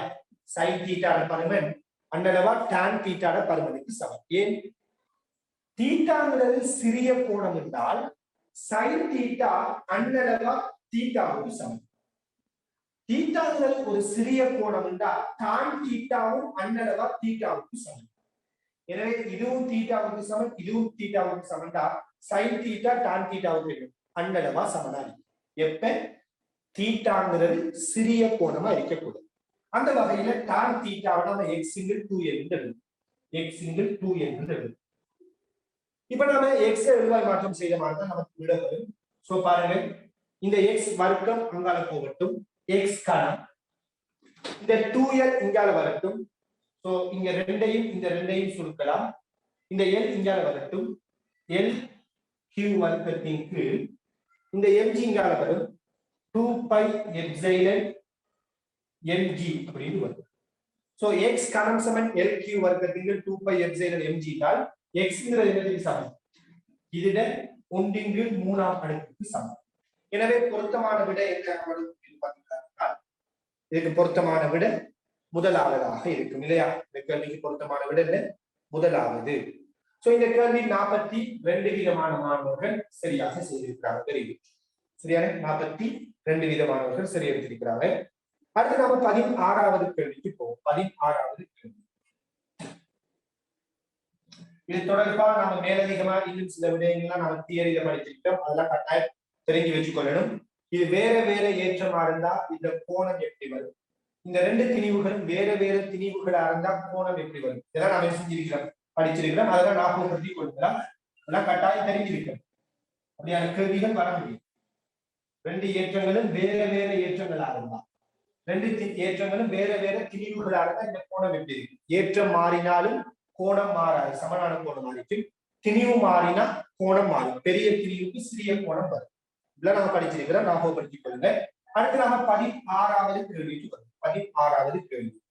100 மைக்ரோஃபாரட் கொள்ளளவி 1000 வோல்டேஜ் அழுத்த வேறுபாட்டிற்கு ஏற்றப்பட்டுள்ள போது சேமிக்கப்பட்டுள்ள மின்னழுத்த சக்தி. ரொம்ப சின்ன கேள்வி.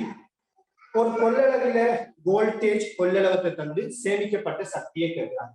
சோ கொள்ளளவில சேமிக்கப்பட்ட சக்தி அதனுடைய சமன்பாடு உங்களுக்கு தெரியும், 12CV² அல்லது 12VQ அல்லது Q²/C. இதெல்லாம் சேமிக்கப்பட்ட சக்திக்கான சமன்பாடு. அந்த வகையில கொள்ளளவம் 100 மைக்ரோஃபாரட், கொள்ளளவு 100 மைக்ரோஃபாரட். எனவே 100 தர 10⁻6. வோல்டேஜ் 1000. வோல்டேஜ் 1000 இதன் வர்க்கம் இப்படி வந்திருக்கு. சோ பாருங்க 1000 வர்க்கம் என்றால் 100 2ஆல சுருக்கினா 50. 10⁻6. 1000ங்கிறது 10⁻3 அதுல வர்க்கம் 10⁻6. சோ இதுவும் கேன்சல் ஆகினா விட 50 ஜூல். சரியா? அரை சிவி வர்க்கத்துல பிரதியிட்டா விட வரும். சோ பொருத்தமான விட முதலாவது. இந்த கேள்விக்கு 50% மாணவர்கள் சரி எடுத்திருக்கிறாங்க. நான் நினைக்கிறேன் இந்த கேள்வியில பிரதியிட்டத்திலே நிறைய பேர் பிழை விட்டிருப்பாங்க. ரைட்? சுருக்கல்ல பிழை விட்டதால நான் நினைக்கிறேன் மிச்சாக்கள் பிழை விட்டிருப்பீங்க. எனவே 50% மாணவர்கள் சரி எடுத்திருக்கிறாங்க. அடுத்து நாம 17வது கேள்விக்கு போவோம். 17வது ஏற்றம் பெற்ற தட்டுகள் கொள்ளளவை தட்டு. இந்த தட்டுக்கிடையில கண்ணாடி அப்படிங்கிற ஒரு ஊடகத்தை வச்சிருக்கிறாங்க, கிளாஸ வச்சிருக்கிறாங்க. இந்த சந்தர்ப்பத்துல இந்த தட்டுகளுக்கு இடையில மின்புல வலிமை எப்படி மாறும் அப்படிங்கறதான் கேள்வி. இந்த தட்டுகளுக்கு இடையில மின்புல வலிமை, மின்புல செறிவு எவ்வாறு மாறும் அப்படின்னு கேட்டிருக்கிறாங்க. சோ உங்களுக்கு தெரியும், பொதுவா சமாந்தர கொள்ளளவை தட்டெடுத்தீங்கன்னா இந்த தட்டுகளுக்கு இடையில மின்புல கோடுகள் இந்த மாதிரி மேற்பரப்புக்கு செங்குத்தான சமாந்தர கோடுகளாக இருக்கு. மின்புல கோடுகள் எப்படி இருக்கு? மேற்பரப்புக்கு செங்குத்தான சமாந்தர கோடுகளாக. எனவே மின்புல வலிமைக்கான மாற்றம் சமாந்தர கொள்ளளவில தட்டுகளுக்கு இடையிலான மின்புல வலிமைக்கான மாறல் எடுத்தீங்கன்னா அது ஒரு மாறா பருமனா. சமாந்தர தட்டு கொள்ளளவில மின்புல வலிமைக்கான மாறல் ஒரு மாறா பருமனா இருக்கு. ஏன்? இது சமாந்தரமாக இருக்குது, சீராகவும் பரம்பி இருக்கிறதால செறிவு எல்லா இடத்திலையும் சமனத்தான் இருக்கு. சோ மின்புல வலிமை, மின்புல செறிவு மாறாது. சூரத்தின் வழியே மின்புல செறிவு மாறாது. ஆனா இப்ப இந்த கொள்ளளவை தட்டுக்கிறது நாம ஒரு கிளாஸ் வச்சுட்டோம், ஒரு கண்ணாடியை வச்சுட்டோம். இப்ப எப்படி கிராஃப் மாறும்னு கேட்கிறாங்க. உங்களுக்கு தெரியும், இது ஒரு மின்னுடைய ஊடகம், இது ஒரு காவலி ஊடகம், மின்னுடைய ஊடகம். எனவே இங்க என்ன நடக்கும் அப்படின்னு பாத்தீங்கன்னா, பிளஸ் தட்டுல இருந்து இப்படி மின்புல கோடுகள் வெளியேறி போகும். பிளஸ் தட்டுல இருந்து இப்படி மின்புல கோடுகள் வெளியேறி போகும், இங்க பக்கமும் போய் சேரும். ஆனால் இந்த கிளாஸுக்குள்ள மின்புல கோடுகள் எப்படி பயணிக்கின்றால் வெளியில இருக்கிற மின்புல கோடுகளோட ஒப்பிடக்குள்ள குறைவாக பயணிக்கும். ஏன்னா நான் படிச்சிருக்கிறோம், மின்னுளைய ஊடகத்துக்குள்ள ஞாபகப்படுத்துங்க, மின்னுளைய ஊடகத்துக்குள்ள மின்புல வலிமை வந்துட்டு சிறியதா இருக்கு. மின்புல கோடுகள் குறைவாக பயணிக்கும். கடத்திக்குள்ள மின்புல கோடு பயணிக்காது. சுயாதீன வெளிக்குள்ள மின்புல கோடுகள் அப்படியே மாறாம பயணிக்கும். இப்படி 3 விதமா படிச்சிருக்கிறோம். அந்த வகையில இது ஒரு மின்னுடைய ஊடகங்கிறதால இங்க வார மின்புல கோடுகள்ல ஒரு சிறிய அளவான மின்புல கோடுகள் மாத்திரம்தான் இதனூடாக பயணிக்கும். வெளியில வலிமையான அளவுக்கு தான் பயணிக்கும்.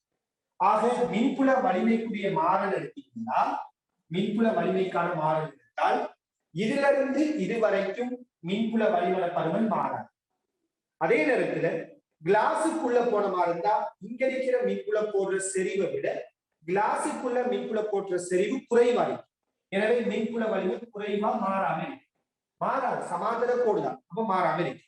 பிறகு கிளாஸை விட்டு வெளியில வந்துட்டீங்கன்னா இங்க இருக்கிற மாதிரி தான் இங்க இருக்கு. அப்ப மின்புல வலிமை திருப்பி மாறாத தருவது. அப்ப இடையில மின்புல கோடுகள செறிவு குறைகிறதால இங்க மின்புல வலிமை குறைஞ்சி பிறகு கூடி மாறாம போகும். கிளாஸுக்குள்ள மட்டும் குறையும். எனவே பொருத்தமான விடை என்ன அப்படின்னு பாத்தீங்கன்னா முதலாவது விடையாக இருக்கு. சரியா? பொருத்தமான விடை முதலாவது. அடுத்து நாம 18வது கேள்விக்கு போகலாம். 18வது கேள்வி, காட்டப்பட்டுள்ள கடத்தி ஏற்றம் பிளஸ் கியூவை கொண்டுள்ளது. பிளஸ் ஸ்மால் கியூ ஏற்றத்தை ஏயிலிருந்து பிக்கு கொண்டு வரும் போது செய்யப்பட்டது. பாருங்க, இந்த கடத்தி ஒரு கடத்தியா, இந்த கடத்தி கொண்டிருக்கிற ஏற்றம் பிளஸ் கேபிட்டல் கியூ. இந்த டைம்ல ஏயிலிருந்து ஒரு பிளஸ் கியூங்கிற ஏற்றம், ஏயிலிருந்து ஒரு பிளஸ் கியூங்கிற ஏற்றத்தை நாம பிக்கு கொண்டு போனா, எப்படி கொண்டு போனாலும் சரி, ஏயிலிருந்து பிக்கு ஒரு ஏற்றத்தை நாம கொண்டு போனால், பிளஸ் கியூங்கிற ஏற்றத்தை கொண்டு போனால் செய்யப்பட்ட வேலை என்ன அப்படின்னு கேட்கிறாங்க. இந்த கேள்வி ரொம்ப சிம்பிளான ஒரு கேள்வி. ஏனால் பொதுவா செய்யப்பட்ட வேலை அப்படின்னு கேட்டா ஒரு ஏற்றத்தை அசைக்கும் போது செய்யப்பட்ட வேலை என்று சொன்னால் அசைக்கப்பட்ட ஏற்றத்தை அழுத்த வித்தியாசத்தால் பெறுகிறது. எங்கிருந்து எங்க அசைக்கிறோமோ அங்க அசைக்கப்பட்ட ஏற்றத்தை அந்த இரண்டு பிரதேசங்களுக்கு இடையிலான அழுத்த வித்தியாசத்தால பெருக்கி விடும். அப்ப ஏலிருந்து பிக்கு நாம அசைக்கிறோம்னால் இறுதியா இருக்கிற அழுத்தத்திலிருந்து ஆரம்பமா இருக்கிற அழுத்தத்தை கழிச்சு கொண்டு செல்லப்படுற ஏற்றத்தால பெருக்கிவிடும். இதுதான் ஏற்றங்களை அசைக்கும் போது செய்யப்பட்ட வேலைக்குரிய சமன்பாட்டை பிரயோகிக்கிற விதம். அந்த வகையில நாம இங்க ஏலில இருந்து பிக்கு கொண்டு போறோம்னால் இங்க அழுத்த வித்தியாசம் என்ன? இதைத்தான் நம்ம யோசிக்கணும். நல்லா விலகிக் கொள்ளுங்க. இது நாம ஒரு படிச்ச ஒரு விடயம். அதாவது ஒரு கடத்தினது மேற்பரப்பு எடுத்திருந்தால் ஒரு கடத்தின மேற்பரப்பு சம அழுத்த மேற்பரப்பா இருக்கு. இப்படி நோட் பண்ணிருக்கோமா இல்லையா?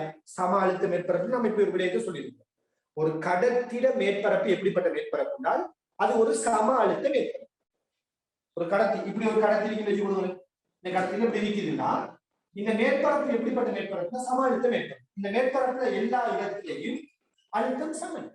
சோ இது ஒரு கடத்தி. சோ இந்த கடத்தில மேற்பரப்புல இருக்கிற புள்ளிதான் ஏ, மேற்பரப்புல இருக்கிற புள்ளிதான் பி. ஏயிலையும் பியிலையும் அழுத்தம் என்னன்னா சமனாட்டாய். கடத்தியின் மேற்பரப்பு ஒரு சம அழுத்த மேற்பரப்பு. இது ஒரு சம அழுத்த மேற்பரப்பு. ஆக ஏயிலையும் பியிலையும் அழுத்தம் சமன். அப்ப அழுத்த வித்தியாசம் 0. அப்ப செய்யப்பட்ட வேலை 0. எனவே பொருத்தமான விட இதுக்கும் முதலாவது தான். சோ இந்த கேள்வி 56% மாணவர்கள் சரியா செய்திருக்கிறாங்க. Very good. அடுத்து நாம 19வது கேள்விக்கு வருவோம். 19வது கேள்வி கடத்தும் பொற்கோளங்களான ஏபி உருவில் காட்டியவாறு வைக்கப்பட்டுள்ளது. பியின் மீது உள்ள ஏற்றம் +q எனில் கோள வடிவ கவுசின் மேற்பரப்பிற்கான மின்பாயம் என்ன?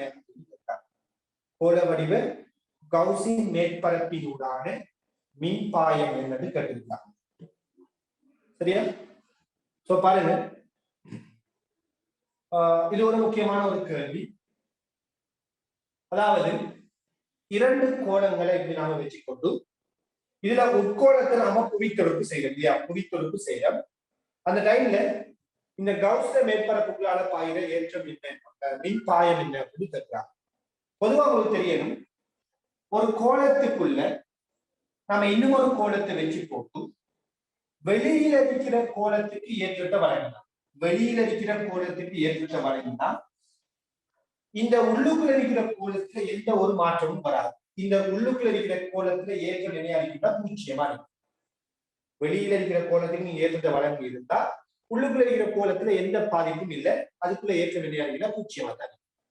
அதே நேரத்துல ரெண்டு கோளங்களை எடுத்து நீங்க உள்ளுக்குள்ள இருக்கிற கோளத்துக்கு ஏற்றத்தை வழங்கினீங்கன்னா என்ன நடக்கும் அப்படின்னு பாத்தீங்கன்னா, உதாரணமா இதுக்கு +q ஏற்றத்தை வழங்கினீங்கன்னா இந்த உள்ளுக்குள்ள இருக்கிற +q ஏற்றம் வெளியில இருக்கிற கோளத்தின் மீது -q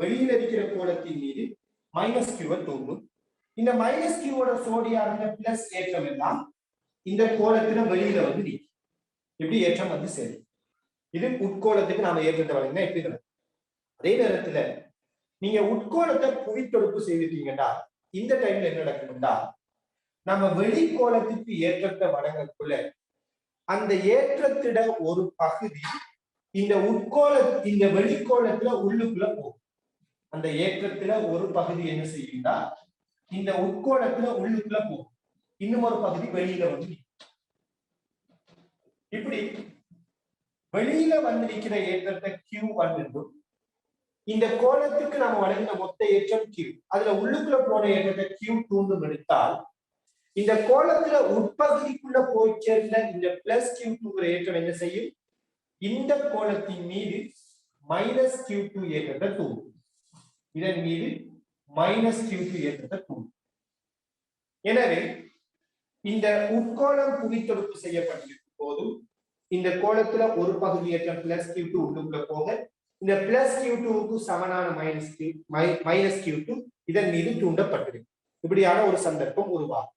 இந்த டைம்ல இந்த -Q2 பருமனை நாம கண்டுபிடிக்கிறதுக்கு என்ன செய்வோம் அப்படின்னா, அழுத்தத்தை வந்துட்டு பூச்சியப்படுத்தும். சோ முதலாவது நான் இந்த கேள்வியை விளங்கப்படுத்துறதுக்கு முதல் 21 பெச்சார் எனக்கிட்ட எலக்ட்ரிக் ஃபீல்ட் படிக்காத நான் எலக்ட்ரிக் ஃபீல்ட் படிப்பிக்காத சொல்லுங்க, நீங்க உட்கோளம் புவித்தொடுப்பு செய்யப்படுற இந்த கேள்வி இந்த மாதிரியான விடையும் படிச்சிருக்கீங்களா? முதல்ல அதை சொல்லிக் கொடுங்க. நான் அதுக்கேற்ற மாதிரி விளையாட படிக்க போறேன். ஏன்னா இது நம்ம தியரி படிக்கிறவங்களும் நாம ரொம்ப டீப்பாவே பேசியிருக்கிறோம். ஓகே, படிக்காதாக்கள் நான் வேணா இந்த கிளாஸுக்குரிய லிங்க வேணும், நான் இது படிப்பிச்ச அந்த கிளாஸுக்குரிய நான் லிங்க் வந்து அனுப்பிடுவேன். கட்டாயம் அதை பாருங்க. சரியா? இந்த விடையை கட்டாயம் நீங்க தெரிஞ்சு வச்சு கொடுங்க. உட்கோளம் புவித்தொடுப்பு செய்தா என்ன நடக்குங்கிற விடை. ரைட்? சோ நான் இந்த இது படிப்பிச்ச அந்த கிளாஸுக்குரிய ரெக்கார்டிங் லிங்க நான் உங்களுக்கு அனுப்பிவிடுவேன். இப்போதைக்கு நான் மேலோட்டமா சொல்லிவிடுவேன். உட்கோளத்தில் நம்ம புவித்தொடுப்பு செய்தா நடக்கும் அப்படின்னா, இந்த கோலத்தில் இருக்கிற ஒரு ஏற்றம் இதுல உள்மேற்பரப்பு, இந்த ஏற்றம் இந்த கோலத்தின் மீது மைனஸ் இப்படியான ஒரு சம்பவம் நடந்ததுக்கு பிற்பாடு இங்க இருக்கிற தூண்டப்பட்ட ஏற்றம் என்னங்கிறத கண்டுபிடிக்கலாம். என்ன செய்யலாம்னா, இந்த இடத்துல இருக்கிற அழுத்தம் 0 பயன்படுத்தலாம். உங்களுக்கு தெரியும் உட்கோளத்துல அழுத்தம் 0 இல்லையா? இது புவித்தொடுப்பு செய்யப்பட்டிருக்குது. சோ அழுத்தம் 0. சோ இந்த அழுத்தம் 0 நம்ம எப்படி கண்டுபிடிக்க போறோம்னா, ஒவ்வொரு தனித்தனி ஏற்றத்தால உண்டாக்கப்பட்ட அழுத்தத்தை வச்சு கண்டுபிடிக்கும். சோ -q2 ஏற்றத்தால இதுல மேற்பரப்புல உண்டாக்கப்பட்ட அழுத்தம் k -q2 r என்று வரும். இந்த +q1 இந்த +q2 ஆல இந்த மேற்பரப்பில் உண்டாக்கப்பட்ட அழுத்தம் k +q2 இதுல தூரம் 2r என்று வரும். இந்த +q1 ஆல இங்கே உண்டாக்கப்பட்ட அழுத்தம் k +q1 2r என்று வரும். இப்படி 3 ஏற்றங்களாலேயும் தனித்தனியா உண்டாக்கப்பட்ட அழுத்தம் கூட்டி விட்டால் இந்த இடத்துல உண்டாகிற அழுத்தம் 0 இருக்கிறது. இப்படி நாம செஞ்சதுக்கு பிறகு இந்த மைனஸ் இங்கால கொண்டு வரலாம். சோ இதுல k k k வெட்டுப்படும். இந்த மைனஸ் இங்கால கொண்டு வந்தால் q2 r சமன் இங்க q2 q1 2r பொதுவா இருக்குது. சோ q2 q1 வரும். q2 q1 இது ரெண்டையும் கூட்டி வரதா இந்த கோலத்துக்கு வழங்கப்பட்ட ஏற்றம், அது q ஆகும். சோ q 2r வரும். சோ இங்க q2 r வரும். சோ அந்த அடிப்படையில இந்த r இந்த r வெட்டுப்பட்டால் q27 q/2 வரும். q27 q/2 வரும். எனவே இந்த உட்கோளத்தில் இருக்கிற ஏற்றம் எவ்வளவு இருக்குன்னு பாத்தீங்கன்னா q/2 ஆக இருக்கு. அதாவது இது -q/2 ஆ இருக்கு, இது +q/2 ஆ இருக்கு. எனவே இந்த உட்கோளத்தில் இருக்கிற ஏற்றத்தை நம்ம கண்டுபிடிக்கலாம் q/2. இப்ப நம்ம கவுசின் தேற்றத்தை பார்க்கலாம். இந்த கோள மேற்பரப்புக்கு கவுசின் தேற்றத்தை பாவிக்கலாம். இந்த கோள மேற்பரப்புக்கு கவுசின் தேற்றத்தை பாவிச்சு இந்த மேற்பரப்புக்கு கவுசின் தேற்றத்தை பாவிச்சா தேரிய மின்பாயம் தேரிய ஏற்றத்தின் செய்வேன். எனவே இந்த கற்பனை கோளத்துக்குள் அடைக்கப்பட்ட ஏற்றத்தின் -q2. சோ -q2 எட் செய்வோம். -q2 பருமன் என்ன? q/2 பிரதியிட்டால் q/2 எட் செய்வோம். எனவே தேரிய மின்பாயம் -q/2 எட் செய்வனாக இருக்கும். சோ பொருத்தமான விட இரண்டாவதா இருக்கு. சோ இந்த கேள்விக்கு 20% மாணவர்கள் சரியான விட எடுத்திருக்காங்க. 20% மாணவர்கள் சரியான விட எடுத்திருக்காங்க. சோ நான் இந்த கேள்வியை இந்த பகுதிக்குரிய தேதி நான் இதை வேகமா செய்திருக்கிறேன். கொஞ்சம் கூட டைம் எடுக்கிற விடயம். சோ இந்த விடயத்தை நான் இருந்தால் படிக்காத மாணவர்கள் இந்த விடயம் படிக்காத இதுக்குரிய லிங்க் வந்து இது படிப்பிச்சு அந்த லிங்கை வந்து நான் அனுப்பி வைக்கிறேன். கட்டாயம் பார்த்துக் கொள்ளுங்க. ஏன்னா இது ஒரு முக்கியமான விடயம். அடுத்து ஃபைனலா நம்ம 20வது கேள்விக்கு போகலாம். சோ ஏபிக்கு இடையிலான சமான கொள்ளளவு என்ன அப்படின்னு கேட்கிறாங்க. ஏபிக்கு இடையிலான சமான கொள்ளளவு என்ன அப்படின்னு கேட்டிருக்காங்க. சோ பாருங்க, நான் இதை வந்துட்டு உண்மையிலே இந்த கேள்வி வந்து கொஞ்சம் சிக்கலான ஒரு கேள்வி. இந்த இடத்துல எல்லாம் கொள்ளளவி தரப்பட்டுதான் உண்மையா இந்த கேள்வி இருந்துச்சு. நான் இந்த கேள்வியை கொஞ்சம் மோடிஃபை பண்ணித்தான் உங்களுக்கு போட்டேன். ஏன்னால் எலக்ட்ரிசிட்டி 22 பேட்சை பொறுத்தவரையில அவங்க எலக்ட்ரிசிட்டி படிக்கல. சோ அவங்களுக்கு இந்த மாதிரி கொள்ளளவியோட போட்டா சமான கொள்ளளவத்தை கண்டுபிடிக்கிறது கஷ்டமா இருக்கு. எலக்ட்ரிசிட்டி படிச்சதுக்கு பிறகு இதுக்கு ஐடியா உங்களுக்கு வந்து சரியான. எனவே 21 பேட்சாக்கள் இப்படியான ஒரு கொள்ளளவி தரப்பட்டிருந்தா இதுல சமான கொள்ளளவு என்ன யோசித்து கொடுக்கலாம். எனவே இப்ப நாம கேள்விக்கு வரும். பாருங்க, ஏபிக்கு இடையிலான சமான கொள்ளளவு எடுத்துருக்காங்க. இது சி, இது சி, சி எல்லாமே சி. சோ இந்த சியும் இந்த சியும் எப்படி இருக்குன்னா தொடரா இருக்கு இல்லையா? இதுவும் என்ன தொடர். சோ இவங்க ரெண்டு பேரும் சமான கொள்ளளவும் 2c. இவங்க ரெண்டு பேரும் சமான கொள்ளளவும் 2c. அதே போல இந்த சியும் இந்த சியும் தொடர். அப்ப இவங்க ரெண்டு பேரும் சமான கொள்ளளவும் 2c. இப்ப யோசிங்க, இந்த 2c இந்த 2c இந்த c இது மூணும் எப்படி இருக்கு பாத்தீங்கன்னா இது மூணும் சமாந்தரமா இருக்கு. இது மூணும் சமாந்தரமா இருக்கு. ஏன் இது குறுக்கே என்ன வோல்டேஜோ அதே வோல்டேஜா இது குறுக்கே வரும், அதே வோல்டேஜ் தான் இது குறுக்கே வரும். சோ இது மூணுமே சமாந்தரமா இருக்கு. புரியுதுங்களா? இது கொள்ளளவு இல்லையா? இது கொள்ளளவி தொடரா இணைக்கப்பட்டிருக்குது. நான் கூட்டி வச்சிருக்கிறேன், தடை மாதிரி கூட்டி வச்சுட்டேன். இது கொள்ளளவி. நான் தொடர்ந்து தடையை கூட்டுற மாதிரி இதை கூட்டிட்டேன்னா சோ பிழை. சோ பாருங்க, சி சி தொடர் தொடரா இருந்தா தலைகீழ் பருமனை கூட்டணும் இல்லையா? சமான கொள்ளளவுக்கு என்ன செய்யற? தலைகீழ் பருமனை கூட்டணும். எனவே இந்த சியும் இந்த சியும் தொடர் இருந்தா இதுல தலைகீழ் பருமனை கூட்டினீங்கன்னா சமான கொள்ளளவும் இவங்க ரெண்டு பேருக்கும் c/2 வரும். அதே போல இந்த சியும் இந்த சியும் தொடர். எனவே இவங்க ரெண்டு பேரும் சமான கொள்ளளவும் c/2 வரும். தொடர் என்ற தலைகீழ் பருமனை கூட்டணும் இல்லையா? கொள்ளளவு தடையில்லாத நேரடியா கூட்டணும். இப்ப யோசிங்க, இந்த c/2 இந்த c/2 இந்த c இது மூணு எப்படி இருக்குது? சமாந்தரமா இருக்குது.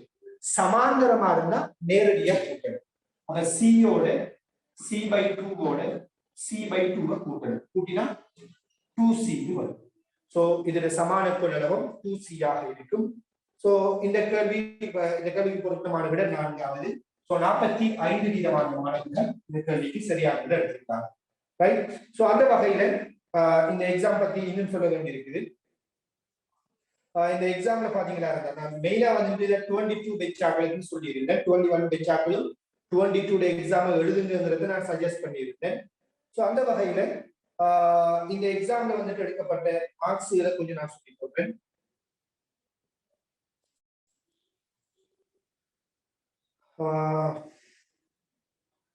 இதுல வந்து இந்த எக்ஸாம்ல வந்துட்டு ஒரு மாணவர் வந்து 21 பெச் ஆக்களும் எழுதி 22 பெச் ஆக்களும் எழுதி இருந்தாங்க. இந்த எக்ஸாம்ல வந்துட்டு ஒரு மாணவர் 20க்கு 20 எடுத்திருக்கிறாரா? 20க்கு 20 100 வீதம் 20க்கு 20 எடுத்திருக்கிறாரு. ரைட்? 100 எடுத்திருக்கிறாரு.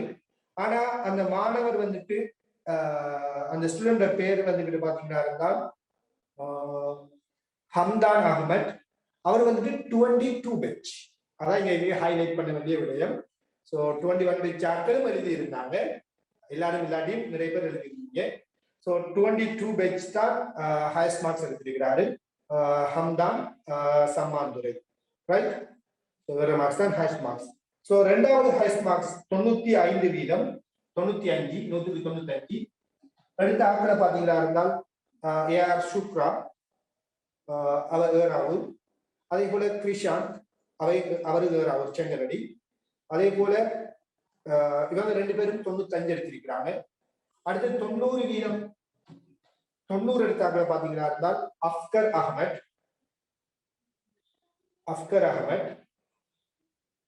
இவர் வந்துட்டு ஓட்டமாவடி. ரைட்? அவரும் 22 பெச். அதே போல ரதீஷ் அஹ்மத் இவர் வந்துட்டு அக்கரை பற்று 22 பெச் அக்கரை பற்று.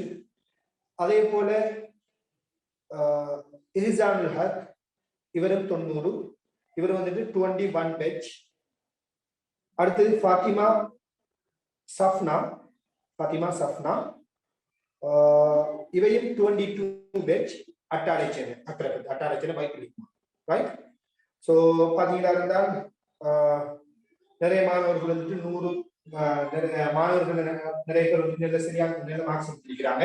ஸோ அதே மாதிரி ஸோ உங்களுக்கு நான் இன்னைக்கு ஒரு எலக்ட்ரிக் எக்ஸாம் சொல்லியிருந்தேன். அந்த எக்ஸாம் இன்ஷால்லா நாளைக்கு நடக்குமா? நாளைக்கு இதே மாதிரி ஒரு எக்ஸாம் எலக்ட்ரிக் ஃபீல்டுக்கு ஒரு எக்ஸாம் நடக்கும். ஸோ அந்த எக்ஸாம் கட்டாயம் எல்லாம் படிச்சு செய்ய பாருங்க. ரைட்? அதே போல நான் இந்த ஏற்கனவே நான் சொன்ன மாதிரி அந்த வீடியோ லிங்க் நான் அனுப்பிடுறேன். அதே போல இந்த பேப்பரையும் நான் எலக்ட்ரிக் ஃபீல்டு இந்த பேப்பரையும் நான் இன்ஷால்லா யூடியூப்ல அப்லோட் பண்ணி விடுறேன். ரைட்? ஓகே, ஜஸாக்கல்லாஹு கைர். அஸ்ஸலாமு அலைக்கும் வரஹ்மத்துல்லாஹி வபரகாத்துஹு.